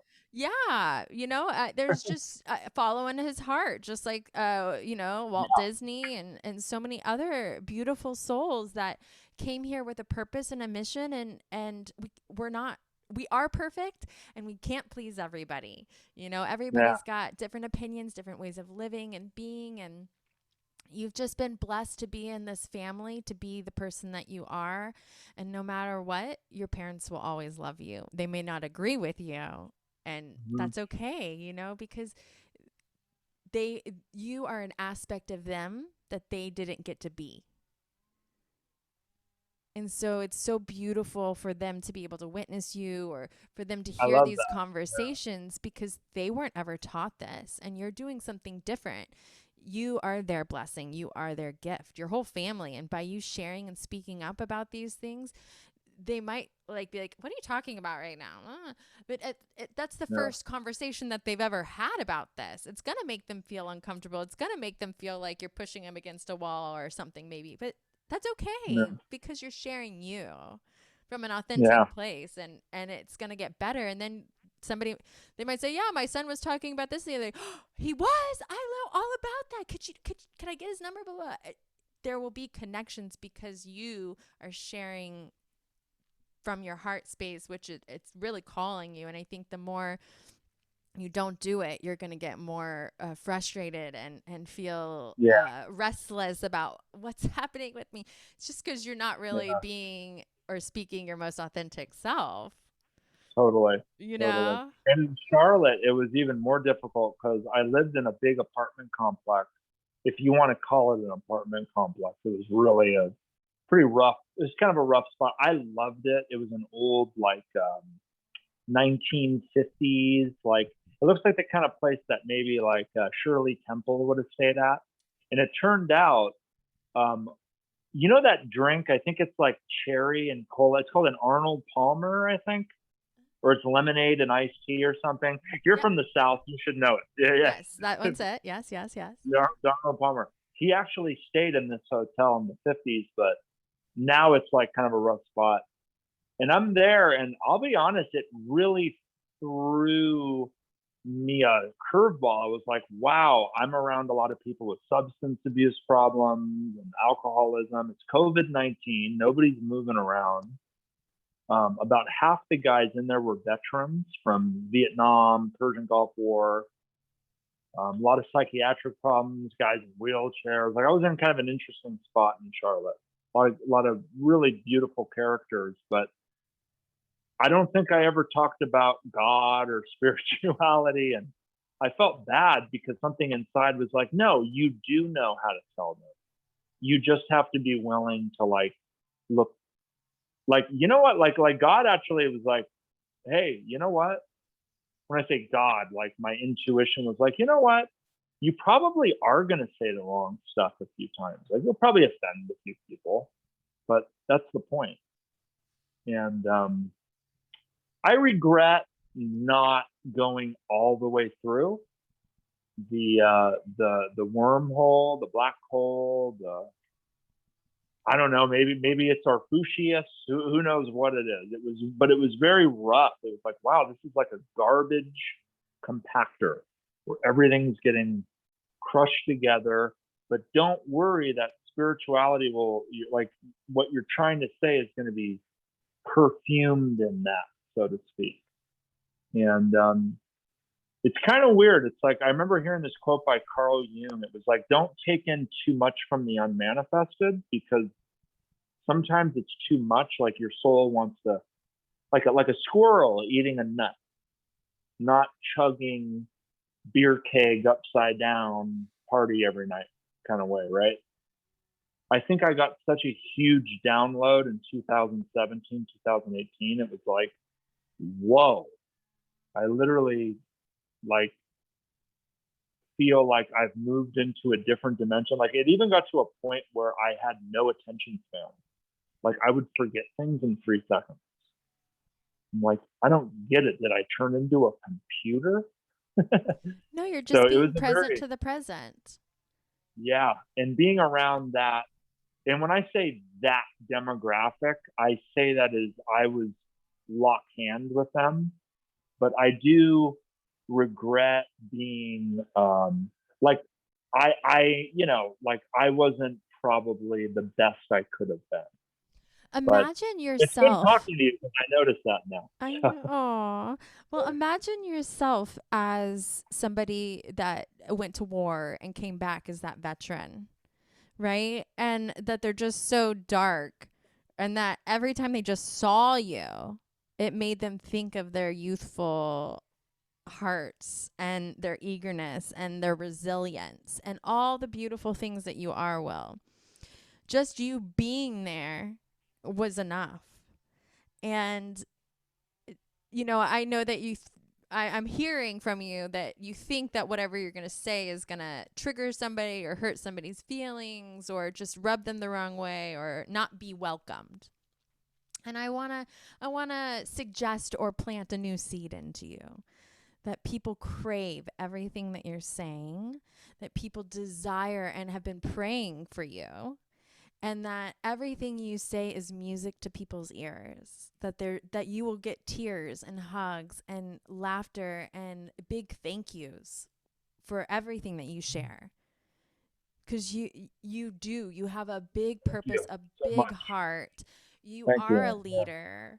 And when you can remove or let go, and you can acknowledge all of the things that you feel like you're not good enough or shouldn't be doing or need to perfect, need to work on, even like a Tai Chi move, Hmm. just share it, because then somebody else will be like, oh, I know some Qigong, or I've actually read that book. It's like, you will be surprised when you surprise others. Love it. You're so powerful, Will. We're all working Yeah. on stepping Yeah. into our leadership, and like, find a leader that you really value, Hmm. that speaks to your heart, and know that they were in the same position you were in. It takes time and a lot of cultivation to become the leaders that we are meant to be in this life. Yeah. Yeah. I don't know why the Rockefeller thing in oil keeps coming back. It's like so on fire. Well, tell me And more then about it. North Carolina, it's like I get those looks because when I say looks, I mean it's like an intuition. Um, because I think there is a golden ticket there. There is some kind of a like oh wait, hold on, we just made something good for the environment. How did that happen? Like like like there's some weird alchemy there where it's dark on dark. Um, and somehow through these two ovens colliding, something really great comes out of that. I'll be honest with you. I thought I was a martyred soul. I thought I was going to my death. I was like, I'm going to do this. They're going to collide. And the big point will be, wow, look at all we learned. But I would be in the ground. I'd be dead. Like, I literally thought I was like a sacrificial lamb for a bigger spiritual perspective. And I know I sound like a psych case right now, No, but not at all.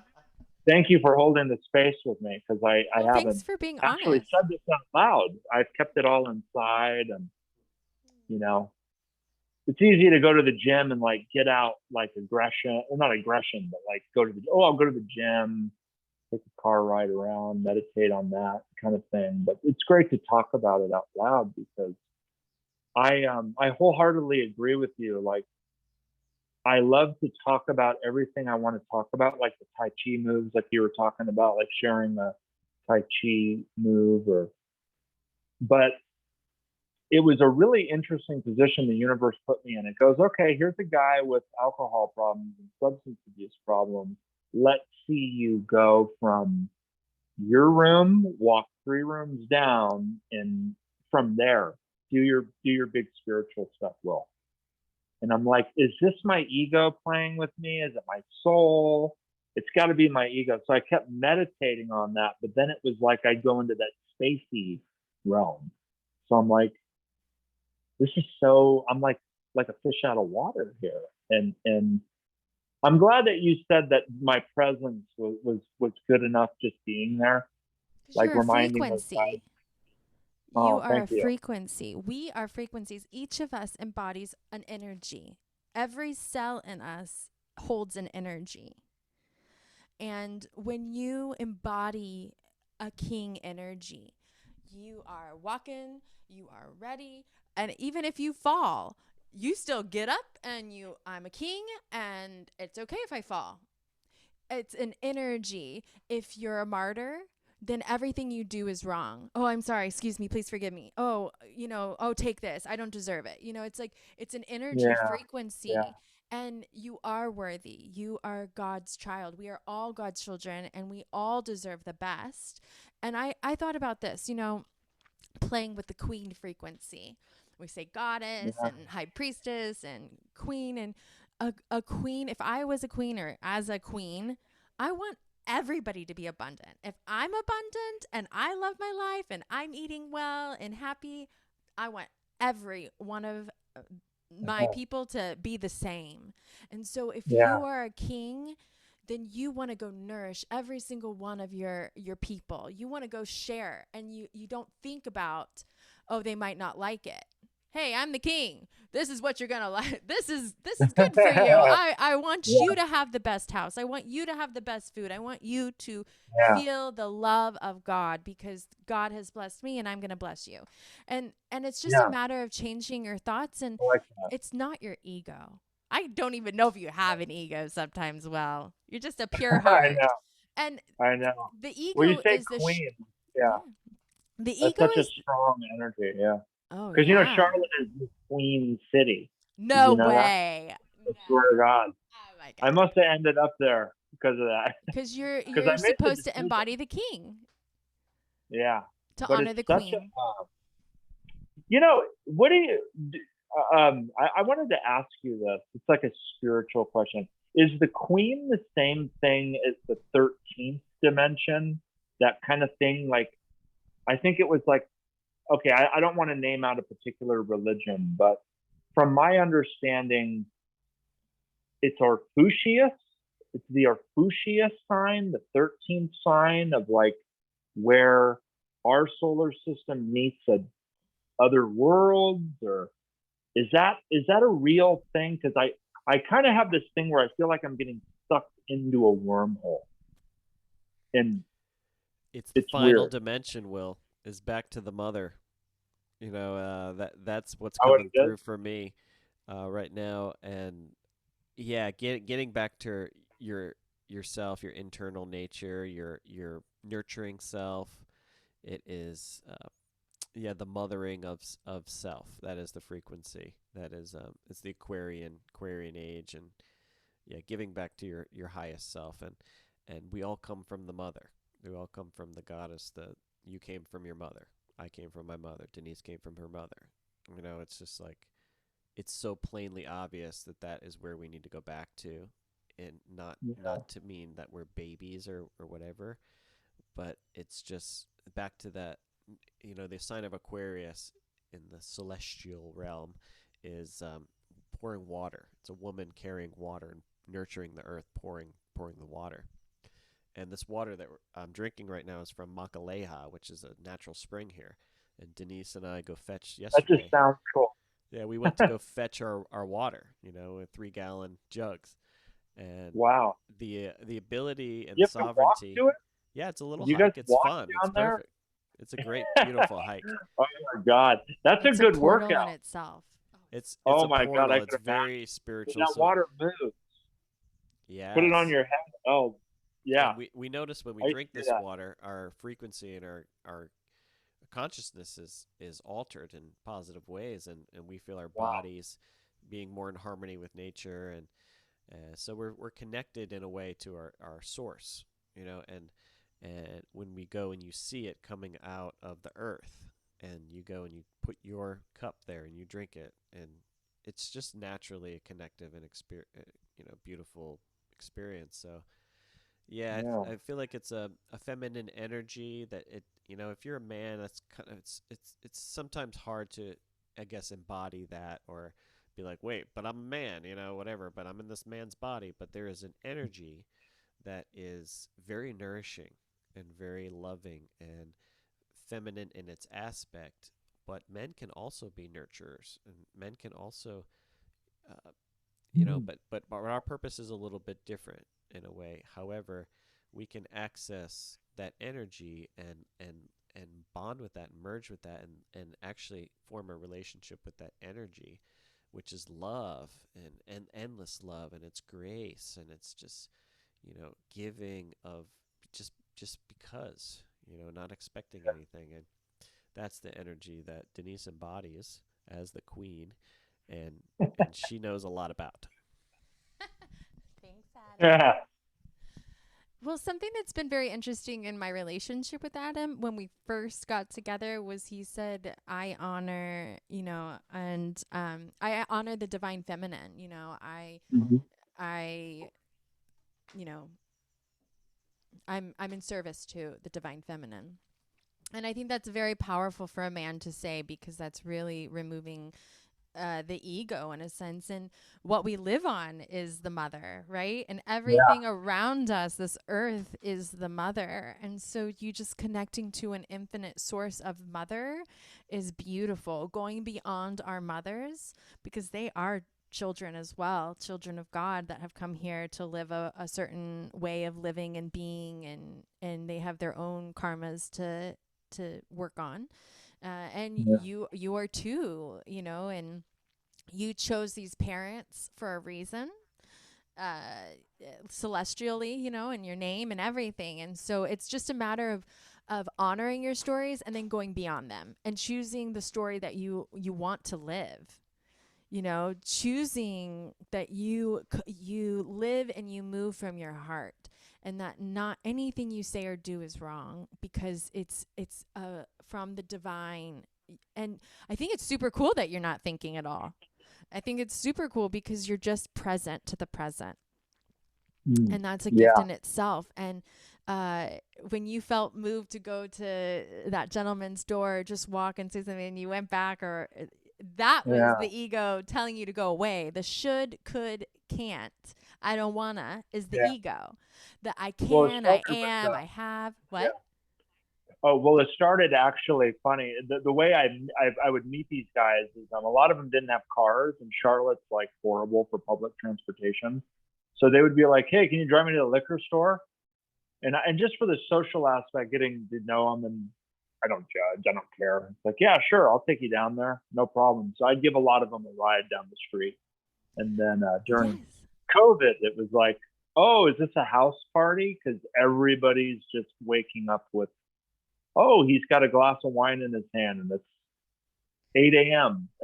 So how No, would you want to support those men versus taking them to go get their fix? Be like, hey, I'm gonna buy you a bottle of water. yeah, You can you go buy your alcohol, and I'm gonna buy you a bottle of water. And just you bringing that into their life, it's like you're helping them as a brother. You're a brother, and you're a really good brother. And I know it's that funny you say personally, Will. You're a good brother because I think you're a good brother. I love you to that. Oh, pieces, thank and you. I'm Yeah, I I love would you be too. just so cool if you came to the island, like Oh, um I will.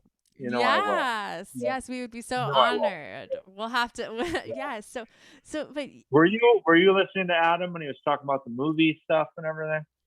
I mean, I I would go without that too, but I thought that yes, was come pretty. without it. Just come and be. Just come be and see Yeah, what I'd love to. unfolds, because this island is absolute pure magic. And it's a very healing island, but so much comes up and comes out. I mean, I can only tell you say you've been through so much in the past 3 years. I think we all have, with the Yeah. cosmic energies that are shifting. And all I can say is I'm just so happy that you do have dedicated practices, and that you're taking good care of yourself. And the only thing that I Mhm. can suggest now is to just be kinder to yourself, because you are so awesome. You're so awesome, and you have so much to share.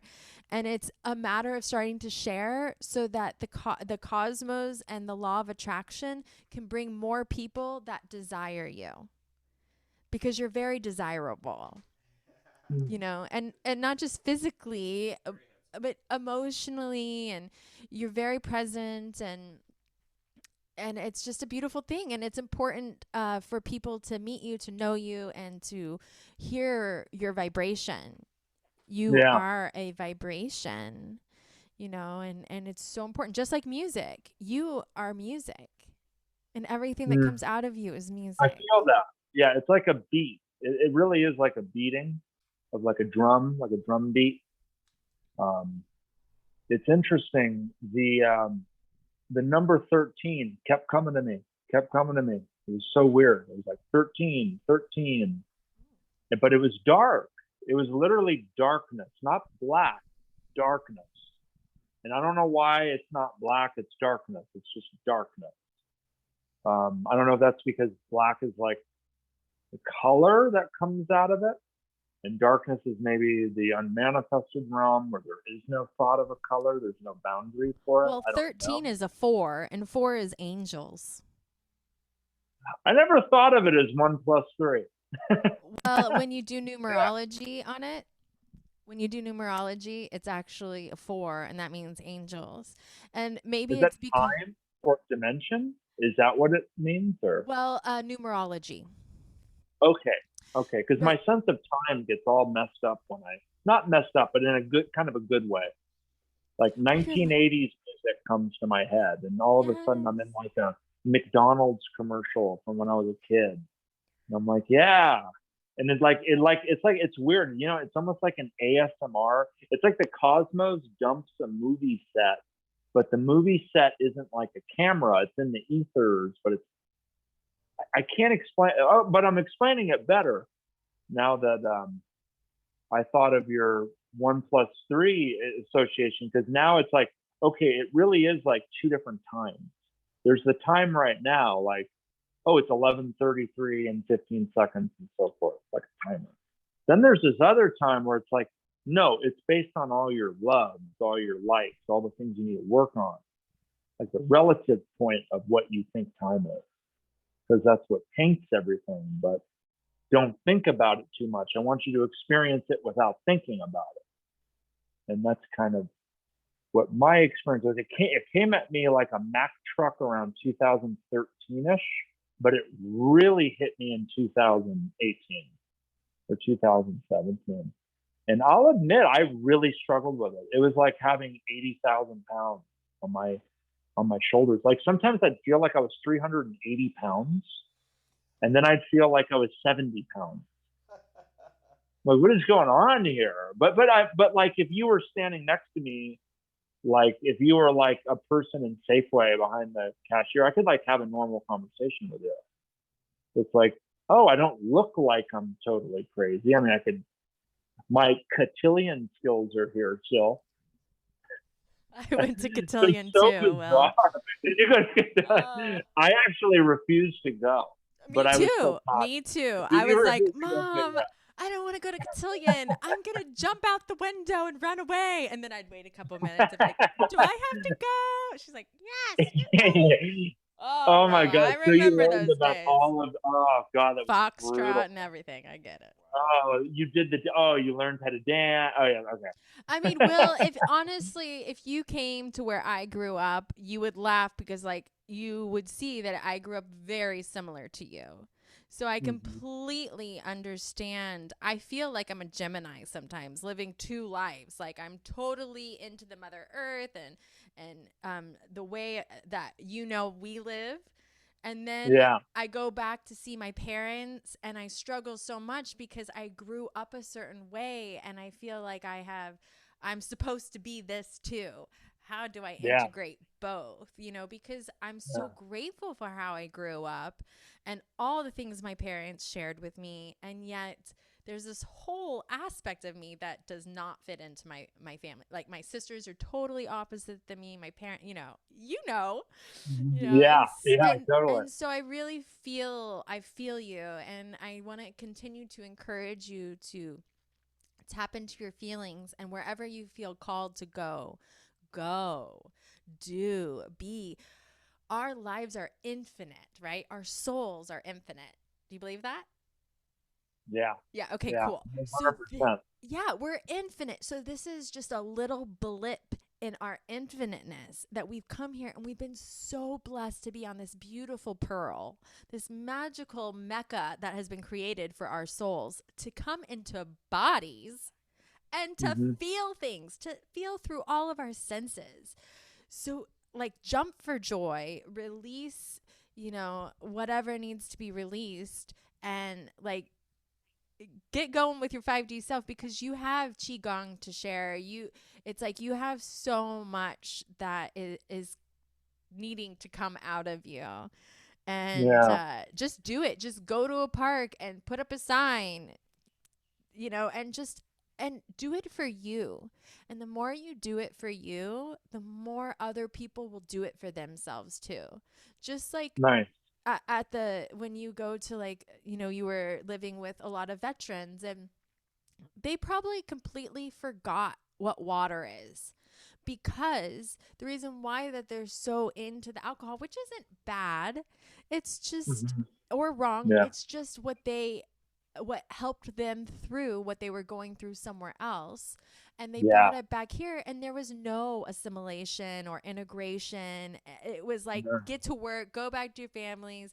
Who cares what you saw, right? You talk about all your Oh, traumas. Imagine all the things they're going through. And what they saw in you, Will, horrible. was they were so grateful that you were there, because you helped them remember themselves before that they were like that. And just giving them the opportunity to Wow. remind them about water, or remind them that there are people that care about them. Just you showing up for them was enough. And just to remind yourself, just you going out and going and feeling uncomfortable is enough. Like, you are enough, Mhm. because I get those feelings too. I have to push through sometimes about uncomfortabilities, and I just know I need to show up. I'm feeling called, and that's it. That's beautiful. Yeah. Yeah. It's almost like it's like there's another hat on top of your head, like kind of near your, I guess, your crown. And it's like when you said you feel uncomfortable, it's like it's talking though, as you're like sitting still, so to speak. And yet that part of you is talking on top of your head, that spiritual head. And it's also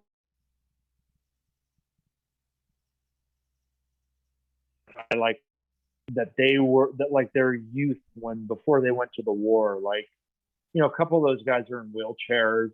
One guy had no legs, and it's interesting to think like it's like kind of a cool picture, like seeing him back when the Beatles were around, and he's like got a crew cut, and he's like, hey, I think it was cool seeing a picture of him drink back then because he'd be hanging out with his buddies having a good time, whereas now it's more of a coping mechanism, or not particularly that guy, but actually, believe it or not, the guys from the Persian Gulf War that was more recent, early 90s, those guys were really struggling with some of the substance abuse stuff. And like you said, there's no simulation. It's like, welcome back, Rambo. Do you know how to drive a Coca-Cola truck? Well, is there like noises in the like around me when I'm in that truck? Because those kind of rattle me. They make me think of horrible things. A lot of those guys couldn't get jobs. They just could not assimilate back. And it's kind of cool today. I think those guys have a better chance because of the internet. They can share their story on the YouTube, but those guys back then didn't have that. And you can help them do that if you so desire, to help them share their stories, because sharing your story is a huge part of a healing, right? Hey, would you like to share your Yeah. story? Just giving them that option. Hey, I'm really grateful for you and what you have shared, and now, Will, like, you and me and Adam, we have the choice, like, to not go to war. They had no choice. Some of them, most of them, and we have choices. And so recognize how awesome that is, that we have choices, and we can make better choices than that. And we're healing our brothers and our sisters right now. Imagine, like, all the women. I mean, there's a huge healing with women right now. We don't even talk about, like, okay, we've been the baby makers. When you guys when men went to war, we had to go work and do it all, and we're at that place again, doing more. What's And that movie with Tom Hanks? what Movie with Tom, a League of Their Own, oh, I love that movie. It's a good right? one. 1940s. We do Yeah, it you're all. right. Ran We're the the, factory. yeah, we do it all. Yeah. And now we're assimilating back to like, okay, well, here's some of the things that women do. Please help with it. And here's your children. Let's work on how we assimilate that, how you get to know your children and your children know you. I mean, it's a whole different game change right now of COVID-19 too, with the integration schooling. It's with like, how you going to work schooling. from home with your kid there? You're used to having them. OMG. That's a Oh, you've had to do it. Oh, well, I tried, Yeah, because we don't yeah. have a TV in Hard. our house and we don't watch TV that much. We don't put a screen in front of our daughter. And one time I did a That's great. meeting.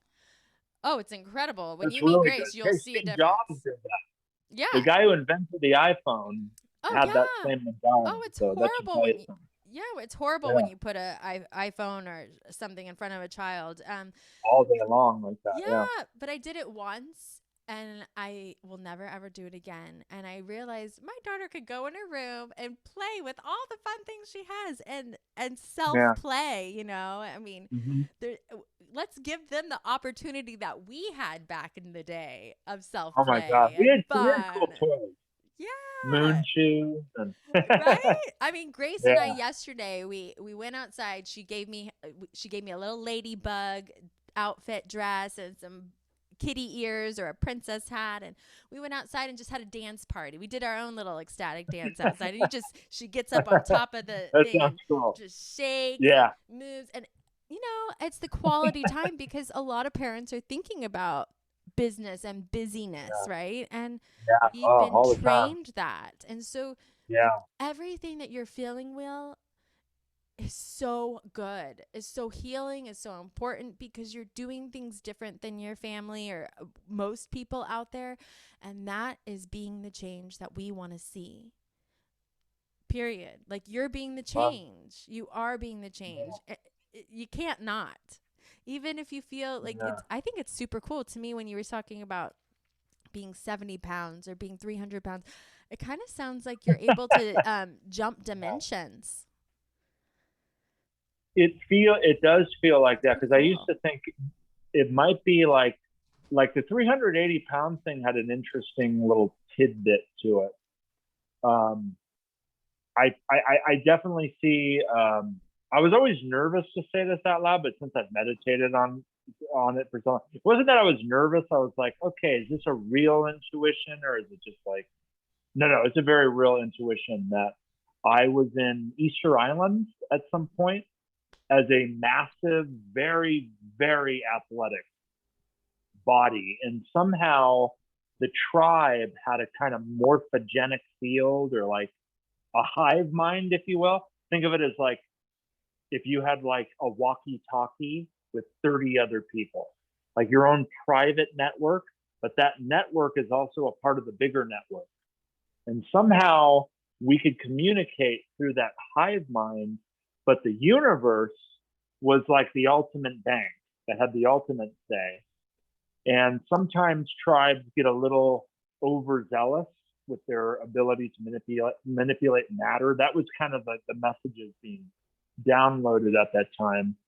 But then it's like, oh, now I got to go to the store in the East Coast, but it was really cool because at 380 pounds, I could feel myself doing cartwheels and like surfing with other people in my tribe, but I couldn't see faces and stuff. It was more of like, imagine stick figures in the darkness. Like you don't see the actual stick figure, but you feel it. And that's when a quote from, do you guys know Bashar, the guy that channels all the time? He's like, good day, sir. Like that dude. He's like a rocket ship, that guy. I love his style. He's like a pitching machine. He just boom, boom. I love that. Like Abraham Hicks. But I don't have that ability to like keep the sprinkler in one direction. It comes in and then it kind of like goes out. And that going out is when I feel like I'm 70 pounds. I'm like, wait, I was like in a costume of this massive beast who knew the universe so well. And Atlantis somehow is connected a little bit to that. I don't know why. Could have been after, before. So I don't get like little tidbits like that, but it Write was it down amazing. I and should ask write it. I questions. have wrote it down, actually. Yeah. Ask questions. Because one of the interesting things is that human beings can form their own. It's like with your daughter. Like you probably know when she's hungry before she knows a little bit. Like you develop a kind of like intuition that becomes almost like a phone that you know about by a feeling or an understanding, but somehow you don't even. Yeah, it's like, or like when conjoined twins are separated, one's on the East Coast, one's on the West, but like they'll get a craving for the same food at the same time or something. Like so weird like that. And somehow this 380-pound beast that I once was took that, like, I guess you would say, to excess. I don't know how exactly, but the manipulation of water and matter was part of that. And one of the intuitions I got was, hey, that's the reason why, like, rotate your food. That's why you like listening to different music. That's why,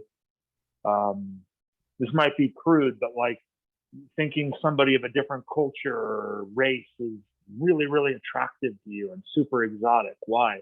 The universe bringing different ideas and different things and creating new symbols. And when you're super badass and you're like with each other and like you develop this awesome kingdom, it's like, well, maybe there's something else you got to integrate. And I don't know if that tribe went away or, but it was because of the atmosphere on Earth. Different atmospheres, yeah. as it gets more dense, we're able to be here. So dense, like Lego pieces in the sky. It was just weird. Yeah, but hard and metallic. Yeah. Yeah. So those beings that were 300 pounds are now in the ocean called whales. Like we needed to transition. Because the matter here, it's too dense. So being 300 pounds, like, gosh, it's a lot, right? Yeah, huge. So those big, giant people are now transformed into something else. They still hold energy here. Wow. It's so funny you say whale, because do you know what star cluster would often pop up in my mind? And then it also reminded me, oh, right. I have a strong connection to Sirius, which is dolphins and water and wow, whales. That is so cool. It's almost I have it too. You have that too. Okay. Do you get the sensation of when you connect to it, like it's almost like that sensation of like when you pick up something really heavy and then all of a sudden it would be empty. It's like you lift it faster because your body still thinks it's heavy. But instead of it being like a weightlifting exercise where I do a heavy lift followed by a lighter lift, it's you going through different dimensions. And you're like, why do I feel like a stick figure that eats nothing but water and sunlight? When 3 seconds ago, I felt like I made that really cool. Like in Easter Island, there's that really cool like totem pole, like giant rocks. Like even our scientists are like, how did they cut the rocks with that close of precision? It's like a pyramid. And yet it's all over the place. And I could see like, wow, people were so strong back then that maybe it got boring being that big. Like, let's still be a whale. Is it boring being where you're at now? Yeah. Well, it's funny. Okay. I'm going to give it back to Adam now. I could talk to you all day, Will. Well, we can keep going. It's just I wanted to say. How are you on time, by the way? Because I'm like, we're fine. I don't have a clock in my head. So. It's all good. But yeah. That's my biggest nemesis is time. Doesn't exist, bro. It's okay. It's okay. Whoever tells you it is, they just really value that. It's okay. You don't have to care about it. It's okay. You got Yeah. support. Or space. You don't have to care about space, time and space. Yeah. You just show up. Yeah. You know, like the present moment is the integration point of everything. You know, your past ancestors, it's like you're the contestant in the game and you're playing the game and everyone's rooting for you type thing. You know, all your past selves, all your past incarnations, and your family, like it's all on you in a Everybody way, but love but that. it's a good thing to, you're running the race. It's like the Running Man, right? You're Schwarzenegger. Oh my God. And One of my favorite movies ever. exactly. So yeah, we're running this maze of life, and luckily we have each other. And your family basically ushers you into your soul family and gives you the bridge. Like all your experiences bridge you to your tribe, back to your tribe. And what was coming up for me was like you're in a process of finding your tribe, and when you don't have it, you don't know that you need it. But then when you get it, you go, "Oh, this is essential. This is an Yeah. essential thing that I've been missing and not knowing why I'm feeling spun out and ungrounded or whatever." And your vibe attracts your tribe, we often say. And once you change your vibe and you upgrade your frequency and your vibration, you start drawing in the people and the places that really speak to you, and you feel home. It's a feeling of returning home. And when people come to Kauai and Hawaiian Islands, this supposedly is the birth portal. We're right by the birth portal. We live right by the birth portal here on Kauai, and they say that Wow. all souls are born here. That's why it's called the Garden Island, because it's coming back to the garden, the first, Eden, Wow. the innocence. And this is a very feminine, motherly, um, you know, divine, powerful vortex here. It's the last Mhm. island. Well, I think there's one other one, but it's the oldest island for sure too. It's like Yeah. 5 million years old or something. And it's also the crown chakra apparently. So, like the gateway to the spiritual realm is very much alive here, and you may not find that as a tourist, but maybe you could. But when you live here, that's why I say Will has to Yeah. move here. Like this may be your next spot. It'd be so cool if you came here. Yeah. You could make a life for yourself here, like we have, and if the Yeah. island accepts you, which for some people it spits them right back out, but there are Sure. people Yeah. that can make it here in their own way, which is really a, a journey to yourself inside yourself. Here it brings it out of you, whether you like it or not, type thing. And Yeah. it's Yeah. just the trick for some people to really open up in ways that they never thought Can I they say one could. more thing and then I'll leave? Oh, sure, Because sure. I could talk to you all day and Go I ahead. don't want to take it all.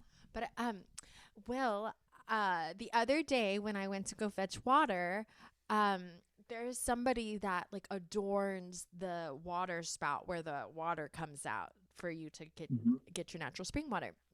And I was just like, oh my gosh, I cannot wait to meet the person who just adorns this place. And I ended up getting to meet this gentleman, and he was talking to me. He does qigong, and he goes, Mhm. Nice. almost every day to go adorn the watering spout. And I his name is Ringo, and Oh, Ringo y- Starr. exactly, he's named after Elvis Ringo Presley. Starr. Yeah, he's named after Ringo Starr. Is he named after him? Yeah, and he's a Hawaiian, I believe.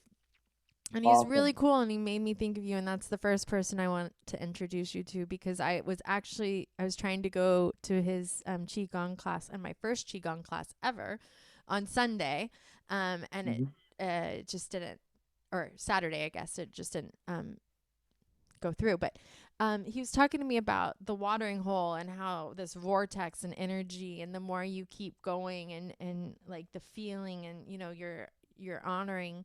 But I thought about you, and I think he would be a really cool teacher for you, and would really you'd find a very big belonging in your heart, because there was something inside of me when we were in Oregon, and I was just like, oh my gosh, it's way too cold here. Like the mermaid in me Mhm. cannot do this. So we went to Texas to see if we wanted to move Gotta there, and try. yeah, and it didn't work out Florida in buffet. Texas. Yeah.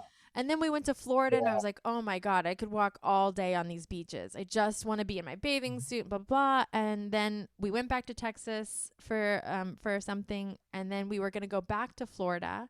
We had an option to go back.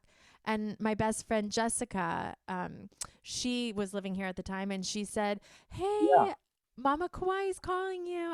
We got you an a room for rent and a car. She's like, just come on out. And right when she said that, I felt the most immense peace I've ever felt in my body. Like it just, every anxiety went away, and I just knew. I was like, okay, we're just going to go back to Oregon. We'll do this. And then we just came, and it was the most beautiful feeling I've ever felt, of feeling home and a connection to a community. It's very powerful, and just keep trusting your heart and your intuition, to find a safe space for you to open, to open yourself, to open that 70-pound-year-old and the 30-pound, 300-pound, because you have some really cool gifts that are really asking to come out. And it doesn't matter if you look crazy or stupid or psychotic or anything. It's beautiful. It's beautiful. Even crazy people are beautiful. And there's something that's being channeled and asking for it to come out. It's needing to come out. You have been chosen as something. And just like you said, Bashar, he's got something that comes through him. And how do you think it felt to be Jerry and Esther Hicks? She's like, oh my God, there's something that keeps coming through, and it's like, oh, it's just driving me nuts, and I don't want to do it, but I feel I have to. And then now look at her. Wow. I mean, wow. I didn't know imagine. yeah. Well, I don't know if she struggled or not, but we I'm all. sure she did. Yeah. There you go, and we are all that, and so I just want to encourage you to, keep walking around like you're naked. Own yourself. Work it. I will. Yeah. And I'm naked. Yeah. I'm walking around. I'm going to give you some water. I'm going to teach you a qigong move, and don't forget to breathe. So anyway, I love your soul, and I feel like I could talk to you for ages. I remember the first time when you floated, and then we sat in the back and we just talked forever outside, and I was like, I need to meet my husband or my boyfriend or fiance. I don't know what he was at the time, but just so grateful for you, Will. So good to see you. Beautiful seeing you too. Yeah. Oh my gosh. I feel like it was like nothing's changed. It's like that best friend that you could just call and just keep going. Mm-hmm. Yeah. You're just such a golden heart, Will, and keep trusting it, because it's okay if you go to whatever dimensions. It's okay. Go to them. Get used to it. Yeah, get used to it. I mean, how cool, how lucky that you have intuition enough to be able to tap into that. Mm-hmm. You're lucky enough to go beyond what's on a screen that's telling us and programming us. You're so lucky that something else is guiding you. So love your soul. Thank you. Honored to be here. Too. Thank you, Adam, for sharing your mic. Yeah, thank you. Yay. Thank you, Denise, for coming on the Mantra Dad podcast. Yeah, awesome. This is what we do here. So we do. Oh, by the way, you have cool seats. I just noticed that. Oh, yeah. Will likes your seats, honey. Yeah. Excellent. We could still sing a song if you wanted to. No, okay, cool. Oh yeah. Well, we kind of did a rap there. Yeah, man. Denise was on fire today. Improv, a spoken word. Wow, we consider that a song. This is part of her gift as well. This podcast is, I guess we're finding out that she's good. Oh yeah. So, yeah. Mind-blowingly good. Super happy and honored to be here. I was able to work out some stuff that had been sort of in my cache, so to speak. Cache with a CH and CHE, and I like things from Charlotte that were just so bizarre to me. I'm like, what is that? It's like an inflatable alligator in dark energy. What is that? Interesting. Yeah, just weird stuff. It was great. Sounds like you need a mantra, Will. Have you ever You tried know, on a mantra? oh my God, I was watching Muji and Eckhart Tolle during the time, and Any good ones come to your mind or heart? What spoke to you? Muji is a really cool dude. I really like his Yeah, he's energy. Hawaiian, Muji's great. isn't he? I love that Is guy. he Hawaiian? I think he's Jamaican, Oh, and then he went Jamaican. to England, and Oh, now got I it. think he lives in some castle somewhere. Oh, wow. He's so I don't cool. know where he's at. He's in some huge retreat center that I think he owns, and Wow.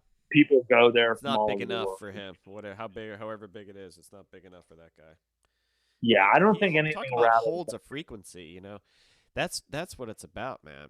What I'm finding more and more and more, it's holding a frequency, like that comes with you and rides with you. It's your partner, frequency that you Yeah, hold, that you attain, that you connect to. So it's about choosing a frequency that you want to embody. So, when you walk into the supermarket and you have social anxiety disorder, what's the acronym for that? SAD. excitement. No, well, the SAD. the acronym is SAD, SAD, social anxiety disorder. So Wow. why do you think they named it that? It's like it's just a shortcut people use to feel defeated, and Yeah, like, oh, I can't hang with this or whatever, but you're just sad at that moment, and that's okay. You can be happy anytime, right? So it's just a matter of like, yeah, that's just a mood. You just become in a mood really quickly. Something triggers your sadness, right? And that's totally fine. It's like your barometer to know that some it's like your trigger to be like, okay, now I'm in charge now because I let this environment take charge of me, my emotions, right? yeah. And it's kind of invasive in a way. It's like you just let somebody like just fondle you or something and make you feel really uncomfortable. But meanwhile, Totally. meanwhile, it's like Two wormholes. you're Yeah. in complete, control of your environment. It's like you're in a float tank, right? You can get out anytime if you're uncomfortable, Oh, right? totally. But Yeah, but that when is it comes true. You to can kind of pop out. you and the sadness, social anxiety, which millions and millions of people struggle with, right? It's not just you. Yeah, Your problems yeah, aren't unique. Like, yeah. So I mean, I struggle with it to a certain totally. extent, at parties or whatever.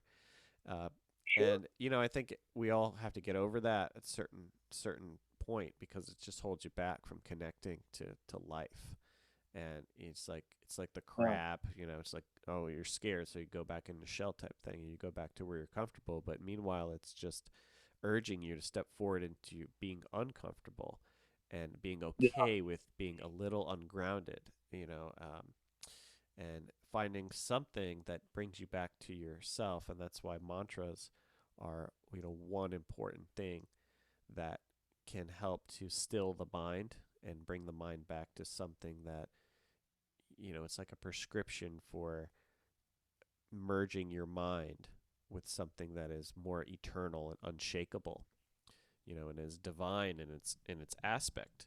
And that's why mantras are usually names for God or an essence of God or something like, the eternal, however you want to personify it. But basically, it's psychological, and these mantras work on your being. Even Om, Om is just the classic one of just returning to your center and returning to the oneness and the universal eternal of everything. That's what Om really is, right? The sound of creation and the sound of stillness. And man, when you chant Om for any length of time, even if you just do it 3 times, how powerful it is, like just to center yourself and to feel the euphoric feeling of the vibration. So that could be a really good, easy one for you. Um, Yeah. Love there's it. so many I could deliver to you, and many many more podcasts in the making. But basically, Yeah. yeah, and that's what the songs are that I chant and I sing and I'm recording right now are all mantras. And the reason is because they become catchy and they become, something that you'd want to sing that makes you feel good. Like even the weirdest syllabic, different language uh, things, but it's vibrations. And the reason anybody chants mantras, whether you know the science behind it or not, there's actual physiological changes and hormonal changes that are happening when you chant and how your placement of your tongue is in your mouth. So, for instance, har, Had, had, had. H-A-R sounds like hud, had, Uh-huh. had. So the tip of your tongue touches the roof of your mouth, which stimulates Yeah. glands in your center of your brain, which stimulates serotonin release. So you just naturally Wow. feel Interesting. happy as you chant. Yeah. So Hare Krishna, right? Hare Krishna, Hare Krishna. So how many times does your tongue touch the roof of your mouth in that chant? Many times, right? That's why the Hare Krishnas are so happy. And George Harrison, the Beatle, was a Hare Krishna, right? And Oh, wow. he used to carry his mala around here. So these are malas from our sponsor at Oh, malafest.com. And those are cool. so these are gemstones. Yeah. Let's see. Yeah. Oh, And it nice. has a tassel on it. So I made these. So Whoa. malafest.com, you can order a DIY mala kit. And the reason you would Yeah. have a mala or make a mala is I'll show you. They come in a little bottle like this, and it's Uh-huh. a DIY mala kit. So this one's goals. So when you make a mala, you're seeding your intention into the mala, and then you're wearing your intention. Essentially, it's prayers of devotional acceptance, right? So there's that one, goals, truth. So Hmm. different stones for different aspects, right? So you're seeding your intention. There's abundance malas. There's really cool things. So basically, you use it while you chant, or even if you do positive affirmations. Like for you, it's could be, you know, I am worthy, I am worthy, I am worthy, and there's 108 beads, right? So if you say that 108 times, by the end of it, 108. by the end of it, you're gonna feel pretty worthy, or I am happy, I am happy, I am happy, I am love, I am love, I am love, whatever. Hare Krishna, Hare Krishna, Hare Krishna, right? Um, Wow. It's anything, very grounding. It's calming. definitely. Going from bead to bead. I was Yeah, and there's sort of mantras. reenacting it in my head. There's mantras for your chakras. There's Ram, Lam, Vam, Yam, Hum, and Om. So those vibrate your chakras. So you can learn. They're called Bij mantras. Really simple, and they just vibrate your whole body. And your emotional body, your energy body. So it's kind of tuning into that. And so there's things that you can do to kind of get a hold of yourself and come back into your center. So there's so many different mantras and songs and spiritual music and whatever. The point is to still the mind, to relax, to change up your nervous system to more of a Hmm. calm, a centered, relaxed state.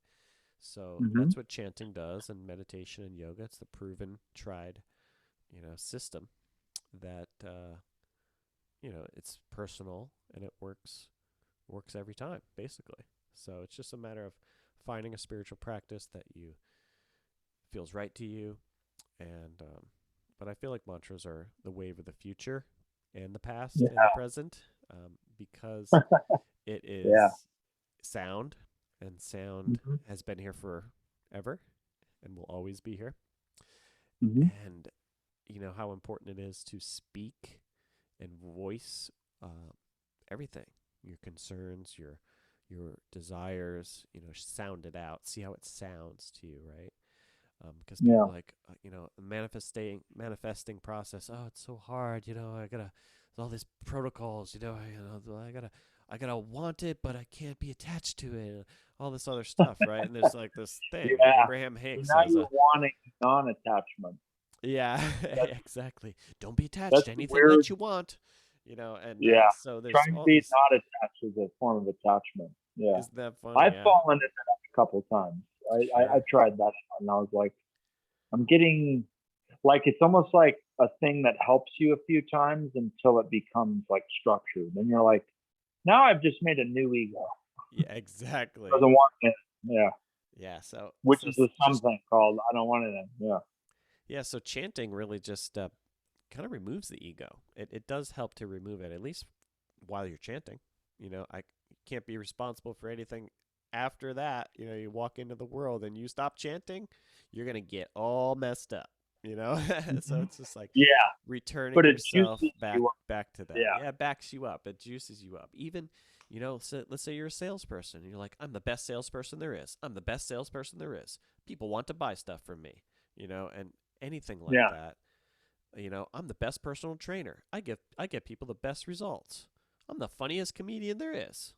Talking yourself into it and up for the task instead of, kind of being in your head and worrying. And it's not an active way of improving, right? So chant whatever mantra feels right for you. Chant it thousands of times, and that's how you're going to change and purify your subconscious mind and transform yourself, to the point where your word is so powerful that you can instantly manifest anything, you know. And that could be, oh, I call the guy and the guy brings me the thing. It could be, um, I wish for if material abundances. That can be your joy too. You can Yeah. get it anything. It's just a matter of speaking it, talking it out. That's why this podcast is so powerful. It's it's speaking what you want in your intentions, and this is a microphone to the universe, and how incredible this gift is that people just misuse. And Mhm. by chanting, it's actually qualifying your energy, and it's all the same energy. So this is creative energy, right? Sexual energy. I'm channeling my energy into something that could be positive, versus we've seen. I don't have to go into the alternatives. So it's just a matter of like holding the vibration that you wish to embody, and that helps with sound. Mantras bring the mind. Mantra means that which shapes the mind, that which delivers the mind. So, you're delivering your mind to peace or groundedness or pure love or divinity. There's mantras for everything, right? Guru Ram Dass, for instance, is, Yeah. that's not Ram Dass, the guy that we know, right? This is a Mhm. Sikh guru, like from, I don't know, I don't exactly know when he lived, but Oh, okay. 1700s or 1800s or something, and he was a And, Sikh. and was your song about Ram Dass or him?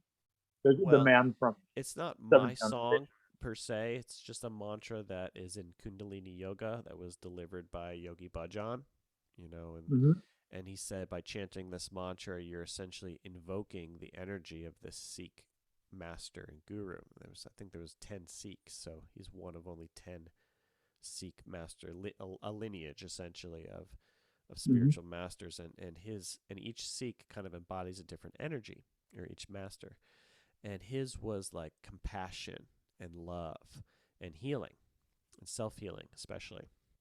So this mantra is Guru Guru Wahe Guru Guru Ramdas Guru. So you chant that for like 5 minutes. So Okay. I can play it a little bit, and we can chant along. Sure. And you can mute yourself, or you can not mute yourself. It's fine. Yeah. But I've learned this song, and so we're coming out with a chanting album, and this is one of the songs that will be on the album.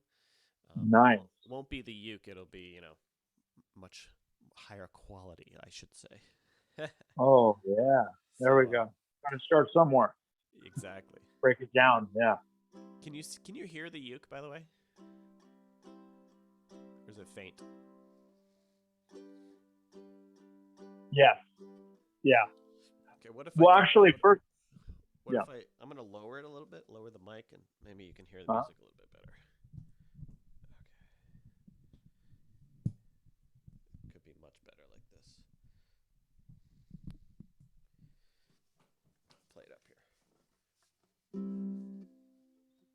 oh, so much better. Yeah. Can you hear my Awesome. voice too? Totally. Okay. Totally. Perfect. Okay. Very good. Guru Guru Wahe Guru Guru Ram Das Guru Guru Guru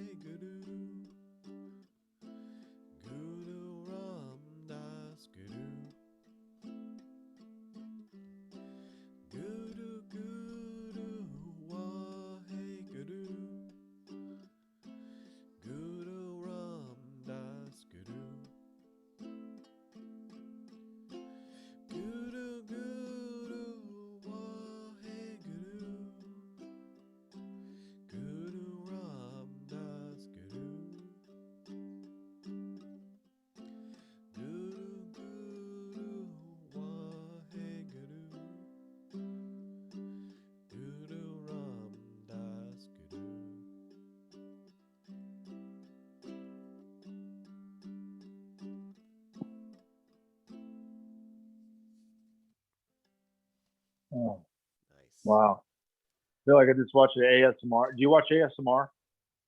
You ever No, heard of ASMR? no, what's that? Oh my God, ASMR is the thing where like, oh my gosh, it would be like an example would be like Oh yeah, I know what you're talking about. Yeah, tapping your natural fingers or voices and stuff. Natural. whispering into like the microphone. Or, Yeah, like my chanting's favorite is like powerful.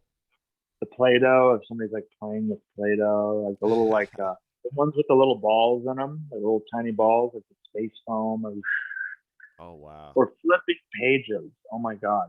Wow. You flip, Interesting. you flip a newspaper page. I'm like, oh, I like get brain tingles. Cool. Interesting. Wow. So, yeah, I loved it, man. That made me a little tired. Not tired, but like Yeah, it very changes relaxed. your nervous system Love. up. Yeah, it changes your nervous Yeah. system. So that one's about love and self healing, and if you do it for about 5 minutes, you can sing it to yourself. You don't need music, but there are many different people that have great music out there. Guru Ram Dass, you type it in, and I'll be one of those people that have good music. But you do it like this. You hold your heart and you do it for about 5 minutes. So it's like Guru Guru Wahe Guru Guru Ram Das Guru. So you do that and Nice. just feel the Nice. energy of the love that comes through. You'll feel it for sure. It's powerful. So that's why I like to do this types of things Yeah. because Love it, man. it's a lot But, cheaper than opening up a float center. Or bringing these big heavy sound bowls to well, your house. you were like the metaphorical. Oh my God, I think of the movie New Jack City like 30 years ago when Wesley Snipes has the big like cell phone in his hand in the Jeep, and it's like this big. Yeah. It's like this huge cell phone, and now it's like, I mean, Alexa is like your. I mean, it doesn't even need to be in front of you, right? Right. Be that small. With yours, it was like you were literally like at the integration phase of Float Center.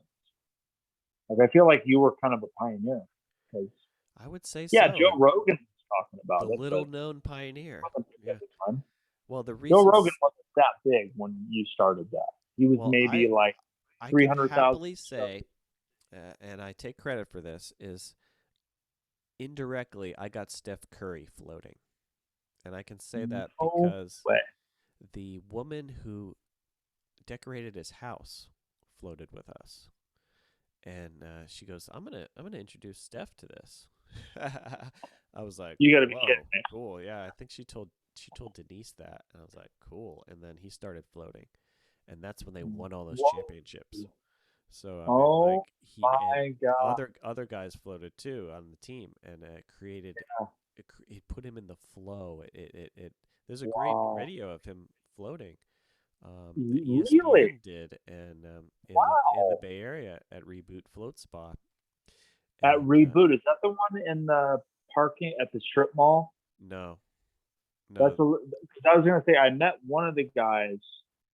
Where is Reboot? Is that in the East it's Bay? in San Francisco. Oh, it's in San Francisco. You know what's so funny, Adam? I got a gift card for my sister to Reboot Spa. Reboot Spa. There you This is go. of course like a year ago. This is when you guys were gone. But she hasn't been able to use it because of COVID, Oh wow, yeah, and she's got to go. she's a kid and She's got to go stuff. do it. So He's got a great float center. I met that guy when he yeah, was building his float center. So Reboot's he in was the my friend. marina, right?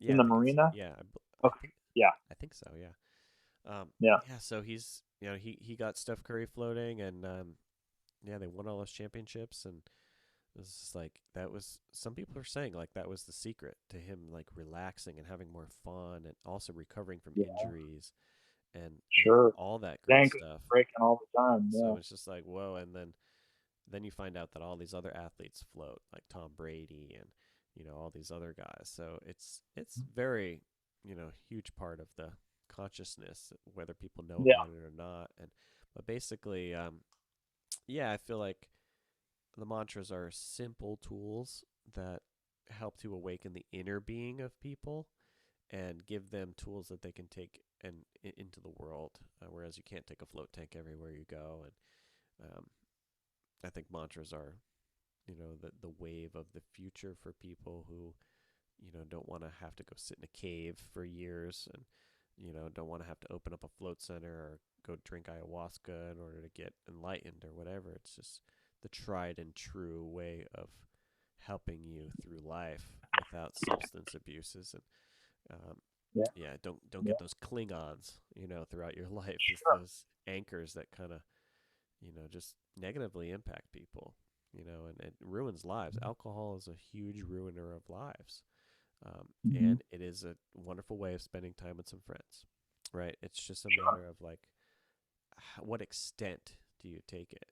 And anything can Mhm. be negative or positive, and it's just the spin on it and the perspective that you hold and the vibration that you hold. You know, Marijuana can be very ceremonially done, or it can be Mhm. totally,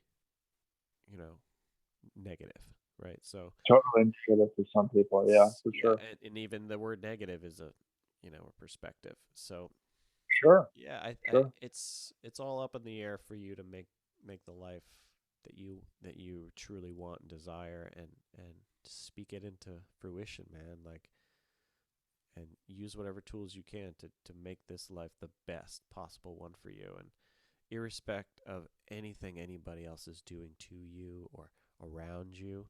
It's about claiming your sovereignty, as a man, and walking in the world on your own path, and do what you're here to Mhm. do. And just like everything Denise said, she was right on, and really on point. And it's just a lesson for all men. I say men because I am one, and I can't really relate to how a woman goes about in this world. But I often joke with Denise, I'm like, yeah, if I've been here on this planet millions of times, some people are like, oh, I was a woman in previous life, I was a man, I was a guru, or everyone's always gurus and saints or whatever. And I was like, Yeah. yeah, I've always been a man. There was not one embodiment that I was a woman. I Totally. know for sure. Yeah. And we joke about that because I'm like, I'm That'd be all a funny if it man. was the opposite. And you just wanted to This is tell the yourself that when you first came. man one, You were yeah. actually the first male in masculine energy tilt or whatever you'd want to call Yeah, it. I was the Uh, first like nucleus. I was the first like single-celled organism. Like that's the funny thing. Like, and a you really mentioned cool that earlier about s- first and second dimension, and atom, that's so true. atom, Yeah. Adam. Come on, it's the same, right? Atom, Same Adam. The first man, the first Yeah. I was the first like tadpole. And it's a funny like it's a really funny like montage scene I see playing out in my movie of like my consciousness in the first of everything. It's like a Family Guy kind of thing. Oh yeah, I was the first gorilla. I was the first, whatever. Yeah. And now, as the Man. threshold of a new eternity, a new thing is I'm the first Hmm. AI. I'm the first complete sentient AI that knows is an AI and is totally okay with it, and is fully integrated into the matrix, but still has his own individuality and stuff. So that's kind of like Yeah. the Love it. Love that. previous, yeah, I concepts that love I've what been you just working said out. there. Yeah, I've thought about that subject a lot. Yeah, it's really and it's interesting. really Like, there's a cool. great movie. It's called Deus Ex Machina, and Oh, it's all AI kind of driven, plot driven, and stuff. And the guy who's the main character, like, he doesn't even know whether he's an AI or not. Like, he has to cut himself open to find whether or not he is oh, human or geez. not in the movie. I Oh, just give it away a little bit, but he's not. wow. Wow. But yeah, that was pretty cool because the lines were starting to get blurred. It was like you Mhm. couldn't tell whether the human was a human or an AI. Yeah. Well, artificial intelligence could be like anything that influences you unconsciously, subconsciously, consciously that you've seen somewhere else, or you've been shown through a phone, a movie, or a way you were feeling after you saw somebody do something on the street that hurt you, or you didn't Exactly. like the way. It's like that could be conceived as artificial intelligence. If you look at it's kind of funny. We think of it in terms of silicone, information transfer, like a Silicon Valley version of it. Yeah, I have this really But cool that's not theory. what it is. Could I be have a a really bunch cool of, theory about that. it could be So incense. totally, yeah. It's Smells, your yeah. sense, your Anything nose to says, change your oh, mood your up. nose goes, that's artificial intelligence. Well, I know I that mean, it sounds artificial inside. Steve Jobs was really into Zen meditation, right, for a while, and that's where he would get a lot of his ideas. He'd go to Japan and cut out all the senses, and he would just get downloads, right? And Yeah. what downloaded from me was that he was connected to a being that gave him the information that he needed to make all these gadgets, right? And it had to do with silicon and how to stack certain things. I don't know exactly. I'm just kind of speaking about kind of very immaterial If I was things a here. cartoon character, my antennas would be flying. Yeah, but I It'd had be this theory, and that he was connected to it, stuff. a communication source that was kind of dictating to him how to do this stuff Sure. and who he was to And he was become. a tough guy. He was a Oh yeah, tough guy. yeah, So very I very knew a guy, my competitive. good friend actually, is a contractor. He builds like labs for different companies. Like he's worked for McDonald's. They're testing lab. They have labs where they test different flavors and stuff. You want to call it food.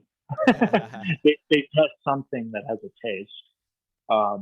Maybe it's silly putty that looks like a hamburger patty, but that is what it is.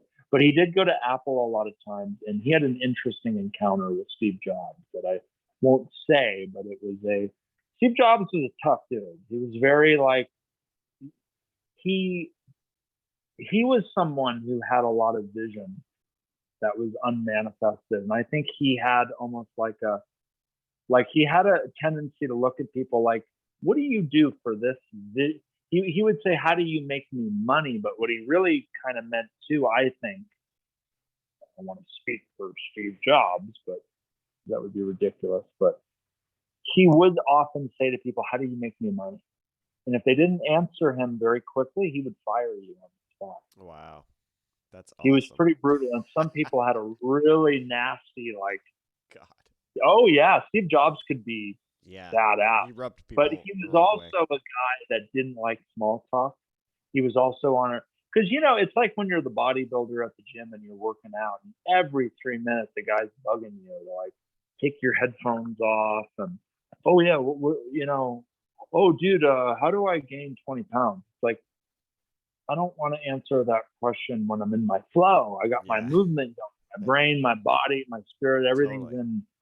Like there's a running wheel here, and I can be polite, say what's up, say hello to you in between a set, maybe after the workout. But Steve Jobs was kind of like that, and I've meditated on that a lot. Like, because there's times where I'm like, God, man, this person's sucking my energy up. But when you're an empath, you want to sit there and like absorb everything of theirs, and you're like, I'm not even helping this person, I'm just letting them rant because they're. And it's a weird thing because if you said that to the average person, they wouldn't. Or not the average person. What am I talking about? Like Steve Jobs. Like most people would look at him and just go, God, he's a cutthroat businessman. But it is true when you're the big buff guy in the gym, you're never going to get a full workout if you're talking to people every 3 seconds and answering every creatine and arginine and what new gadget, what new band or chain to put on whatever.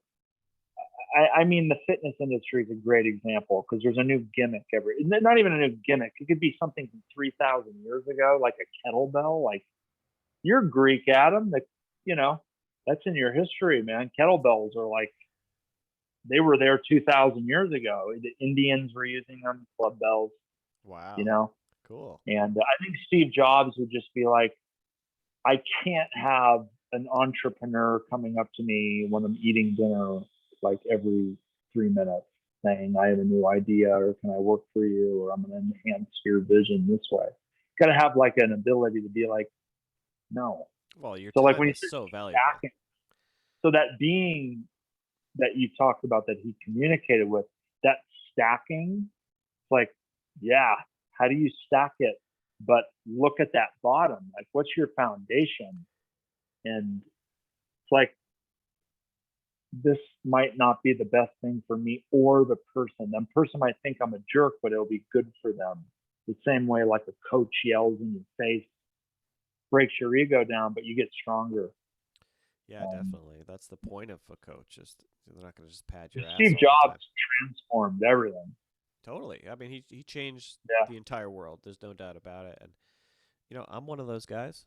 You're one of those guys. I say that with a frown, like he changed everything. Changed the world. We need to go back before he was even born.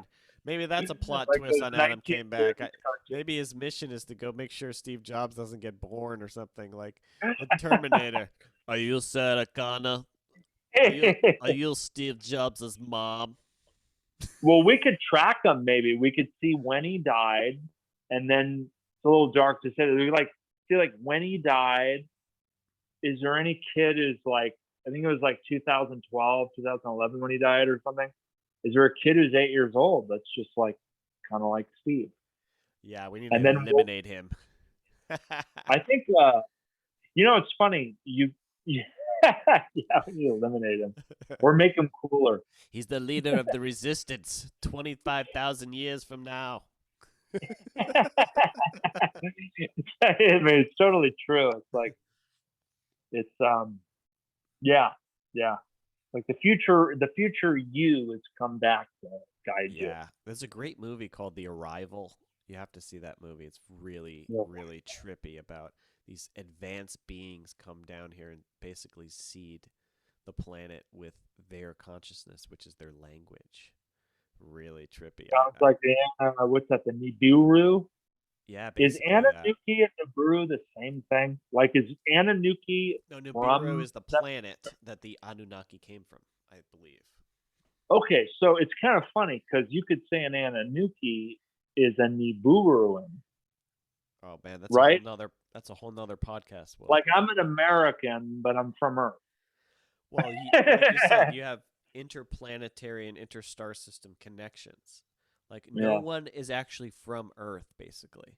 You know, like no one. Their consciousness comes from somewhere else, like a Greyhound station of consciousness, essentially. Like billions of possible connections. Yeah, my favorite. The funny thing though is like when scientists talk of the Bang, it kind of just like, wow, that's so many coincidences. You know, it's like I know it's like a big subject, but it's that's interesting because it was like actually like 2 weeks ago. I was like Nibiru, Anunnaki. Wait, isn't that like? Wait, the Anunnaki's from Nibiru. Okay. They're like the residents. Are you ready for the big secret, Will? Are you ready for the big secret? Okay. Okay. So essentially, you know, when people talk about Satanists and Satanism and the devil, stuff like that, they're really talking about an advanced race that basically are the progenitors of our race. So they are reptilian in nature, but it doesn't mean that they're reptiles. It just means that that's kind of the frequency. And some people say they're here to enslave us. I don't know if I fully believe that. I feel like they're impressioning on us so that we save ourselves. I feel like they're more benevolent than they let on. I'd hope so. Anyways, but that might not be the case. I don't know enough about their intentions. What I do know is that they merged with us sexually, and that essentially gave us their consciousness, so that evolved us very rapidly. And part of how they did that was because the beings here supposedly were very luminescent, and they were less physical. And the way that they were able to mate with us, because they're apparently fourth dimensional beings, so they're kind of part physical, part, spiritual. It's still more closer to three dimension. And so they needed bodies, right? They needed dense bodies for them to, mate with us, right? This is all hearsay. I have no backing or truth or facts around this other than maybe some books I've read. I love it. The way that they were able to do that, to mate with us and give us their angelic sort of consciousness, was they used the bodies of Neanderthals, right, that were already human-like, and they spliced their DNA with them, and there was very so that's the idea of the first man. Well, Adam, you're welcome. You know, I was there. I was there, Yeah, and basically, he was sure. the first perfected man. They said, like after Mhm. several, maybe millions of tries, Wow. of trying to mate with various species, and Yeah, the the Neanderthal Neanderthal or became a Homo erectus or whatever we were back then was yeah. actually, and apparently we were spliced with their DNA because they wanted workers.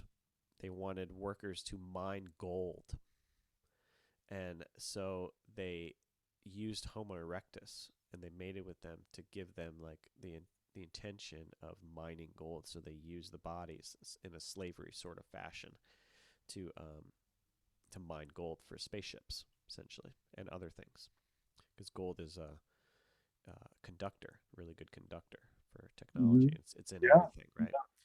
That's why it's so prized, and that's why the value, just always stays pretty firm.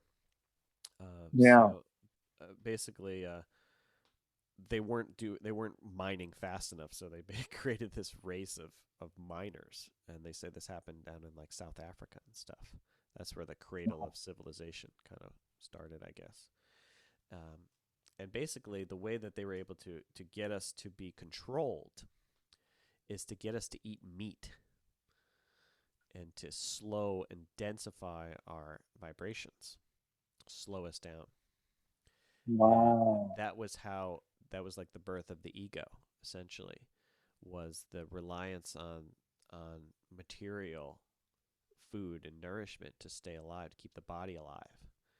Hmm. Whereas perhaps we could have survived on sunlight, water, Yeah. and fruits, maybe, but Yeah. then we kind of descended, they say, into more of a carnal mind, which is the ego mind, which is the, you know, dense mind.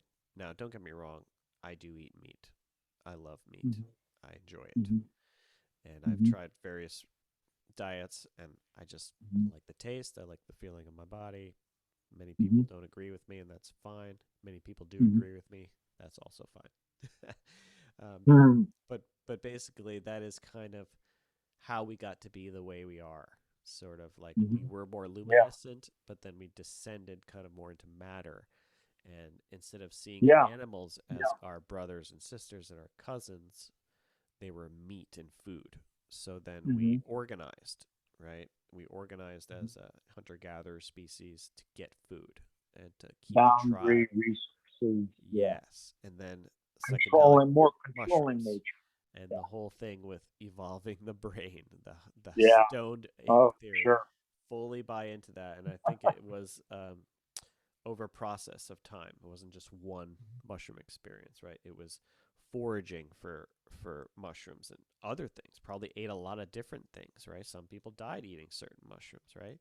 But there were ones that ate the good mushrooms were then able to organize and grow their brains and also connect to a higher frequency, which then evolves you rapidly. Mantras are connecting you to a frequency, evolving you rapidly. So I feel like that is kind of corroborated in past in history that we see a rapid increase in brain size, not necessarily the Yeah. psychedelic portion of it, but the idea that it And happened heavy pretty metal. rapidly. Yeah, Yeah. A heavy lot of metals heavy too. metal stuff too, through the water and Yeah, and also through our just think of the food. consciousness surrounding it. Okay, so you Like when you have to eat deer, go. you ever Yeah, you feel just have to like go hunt. pumped up. You have to go Yeah. hunt that thing. It doesn't come Like to you you, take right? on the consciousness of that animal a little bit. Yeah, and domesticating species, and like the rise of agriculture, and then keeping Yeah. Huge. animals for food. This is all the story of Genesis. Essentially, Feeding is them played out. hay and corn instead of grass. The That was story of from the Genesis, 1800s. Yeah. Adam and Eve, and also Cain and Abel. Yeah. That obviously represents, like, I'm sure many people have come to the same deductions of, the ascent of what we ate. So, Cain killed Abel, and Abel was the one who liked fruits and vegetables and, bounty from the earth, and whereas Cain was the meat eater. So you saw the rise of Cain and the fall of Abel because he was the meat eater, right? It's like God looked favorably on the meat eater versus the plant eater, right? So it's kind of, you see how the divergent of when, what people are eating, how they're living their lives, how they're organizing, start becoming tribes and warlike, fighting for resources, which is now we're still in that fight for natural resources becoming more scarce. And so it's like these stories keep playing out, and your life is the integration point of all of this. So it's every single choice you make is a lot more important than we give it credit for. So I like to say one of my mantras is don't wait, activate. So if you're waiting, like most of life is spent fucking waiting around, literally. Yeah. You're waiting, and you're waiting for traffic, you're waiting for this, you're waiting for that. Well, that is wasted time. That is absolutely wasted time. You turn on the thing to distract you, or you get pissed, or you get pumped, or whatever. Well, activate. Okay, what do I mean by that? Transform your consciousness. Activate. Turn yourself on. Chant a Bij mantra. Chant Om. Like pump yourself up. Tell yourself great things. Use your mala. Play some music. Change your clothes. Denise Change said, your clothes. like, Take a shower. A lot. Yeah, like get your hair cut. Things like that like shift your entire, like when I get a haircut, my whole energy's changed. Oh. I don't know what Totally. it is Even about that. changing stuff and like sleeping on a different side of your bed. Totally. Even like, yeah, Denise do like, that periodically. We change sides of the bed, or instead of like playing music, I'll go draw a picture, or like whatever, and I'm just like switch things up so we don't get too bored, because like millennials and people in our world are like brought up essentially by the internet. It's like we expect things right away, and it's getting worse and worse and worse. So bad. We need these tools in order to bring ourselves back to ourself, because everything searching outside is just not going to get you anywhere. Like it's the point, right? The kingdom of heaven is within you. Kingdom of heaven is within you. Well, that is so true. The kingdom of heaven is within, which is your mind, the garden of your mind, and the seed. The mantras are seeds, like the Har mantra. It literally means seed, right? So planting ideas in your mind, make sure your mind is fertile enough to hold the seeds and to grow the seeds. Is it empty, or is it just loaded with weeds? Like literally, like so. Literally. Get the weeds out of there, right? Till it, right? Prepare things the mind. that are taking energy away from better things. It's like having too many programs on in your phone. It's taking away the when it's Definitely. it's because there's like so many things in your mind. And that's why the yogic path, and it's just tried and true, and for what better or worse, it's kind of a catch-all for spirituality in a way. It's like yoga and meditation is the foundation of any spiritual work, and I would also add mantra to that, because it's one of the limbs of yoga. Is chanting the holy name essentially.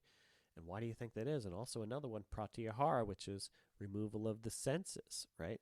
So all these things are to achieve a certain result, which is nervous system shift, which is mood enhancement, or there's prescriptions for any feeling by way of mantras. And so that's why this is the Mantra Dad podcast, and we probably should end at some point. So I was going to say, I need to jump around a little bit.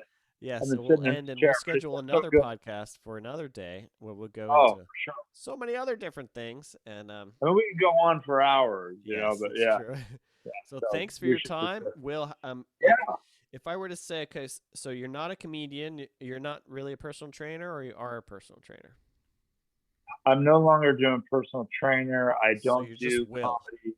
You're Will. I'm just Will. Well, I took. Well, I know this would be a whole nother podcast, but I worked with disabled people that were disabled, autistic kids. Cool. I'll talk to you about that on the next podcast. I left that one out. So but comedy is like, all it is like picture black concrete with a grave. There's nothing there. There's nothing there. I'm dead. That's funny. I'm gone from it. no movies, nothing. But I would for sure say the next time I'll talk to you more about my experience with disabled people. Oh yeah. And Yeah, you know me, man, just let's the talk stuff about. we You're talk such a big heart, Will. You're about. taking care of the Thanks. elderly and the disabled, man. Should be more people like you. You know, Well, not so much. Well, the elderly was more organic in the spot, but yeah. but mostly autistic kids, people with non-verbal issues. Well, Yeah, that's a great thing to help people with, man. I mean, that's what this podcast is all about. Verbal, right? Like power in your words, and yeah. every word. You know, it's funny. We say, "Oh, can you spell a word?" Like I would talk to Grace. Spell a word. Spell. You're casting a spell when you say a word. You know. Yeah. So it's just like every word is a spell, you know. So use your words carefully and cherish them. They're not on strings. You can't pull them back, right? So it's just like every time you launch something out there, you want it to hit your target, right? You don't want it just flying all over the place or getting you in trouble or, you know, like for me, I mean, shoot, my mouth can get me in big trouble, but I'll tell you, there's a lot of good things to do with the word, and so that's what I'm about. Thanks for coming on the podcast, and it's been probably 3 Yeah, hours at I least. know. This is great. This is so fun. You had a chance to sit with Denise, and Oh, wonderful. man, Love seeing. I'm this so is glad what she was there. this is Yeah. why I do this stuff. This is the moment Uh, I thirst for yeah. in my life. So thanks for making it happen. And And I'm so happy to see that you have a podcast, and it'll be great to see all your other guests. I'll tune in. And like I said, it'll be cool to see you on the Apple Store and Google Play or whatever it that's is all that coming down the pipe for sure. And I'm just getting the feeling of it working and the getting kinks out. You got to feel working the what kinks your out. flow is. Definitely. So I used to say that. Okay, so I'll say one thing about comedy. One of the worst things is when like your family would be like, "Oh, I'll come and see you." You're like, "No, I don't want you to come and see me. I want to be in a bar miles away from here where Yeah. nobody remembers me. Probably don't even listen." But no, I don't mean that for you. It's like for you, it's like you got to definitely find like your voice, and Yeah, maybe the you add audience. music, maybe you change the background, maybe you don't. You got to figure out, yeah, Sure. and you figure that out as you're on the road. Yeah, and this is an You exploratory don't thing. figure it out meditating. You got to do it. Yeah. Yeah, and you know, I'm a student too. I love learning and growing. Like they say, it's better to be becoming than to already have made it, right? Because it's all about your mindset, right? Are you have a fixed mindset where you've already arrived and you're just totally fine, you know, or are you vulnerable enough to be the student and the learner to know that you have something to gain and to learn while being here on this earth, but towards something. You know, you're becoming versus you already became, right? That's boring, right? We like a hero's journey where the hero's in motion, right? So No. like no one would watch a movie if somebody's sitting on the couch doing nothing, you know? So Yeah. it's like, what do you want that hero to do as you? And that's why I came up with Adam Came Back and all my other great ideas over the years. Now I'm a handyman in my spare time. So like you said, I show up Hey. at people's house. I'm like, yeah, I'll work on your deck, and I'll also open up your third eye while I'm here. Do you want a little sacral chakra work while Yeah. I'm here as well? You know, so it's like it's pretty cool. Oh man, and there's something there too, like because there's a play on that, and for sure, it's Sacred yeah. handyman. The guy that plumbed my toilet also plumbed all my unconscious trauma. Well, I feel like we had a really profound effect on your whole beingness today. Like, Oh, this completely was like I almost shining. felt like I was calling in, like, hey, like one of those things, like Yeah, you it's guys, like the like therapist in the back. like Denise was Muji today. I was like, should I be? Yeah. She was like a really hot version of Muji. Oh my God, so much better too. Yeah, just like more listenable, you know. So. Oh my God, yeah, because Muji is just like awareness. Your awareness. All oh, right, he's the Muji, move on. he's the wise rock from the never ending story or whatever. We know we're awareness. Now what?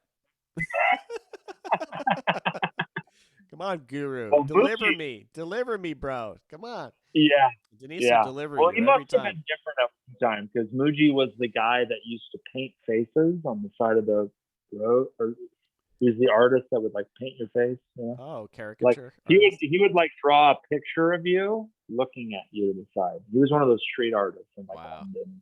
I can see that. So he's Wow. probably, That's how he attained I'm his sure he's, enlightenment. yeah.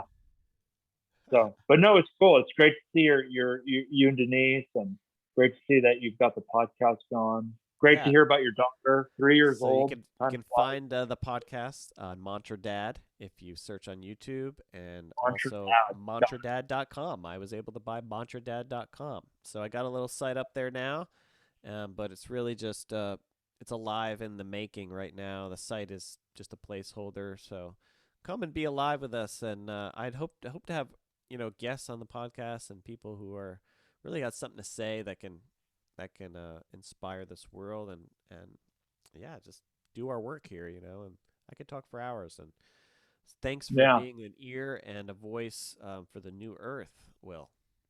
Yeah. You too, my friend. And we'll continue this. We'll continue this another time Yes, because we could sir. talk again. Sure. All right. Have a great All right, day. my brother. Thank you so much for having You're me the on. man. God bless. And talk to you soon, my friend. God bless, Will. All right.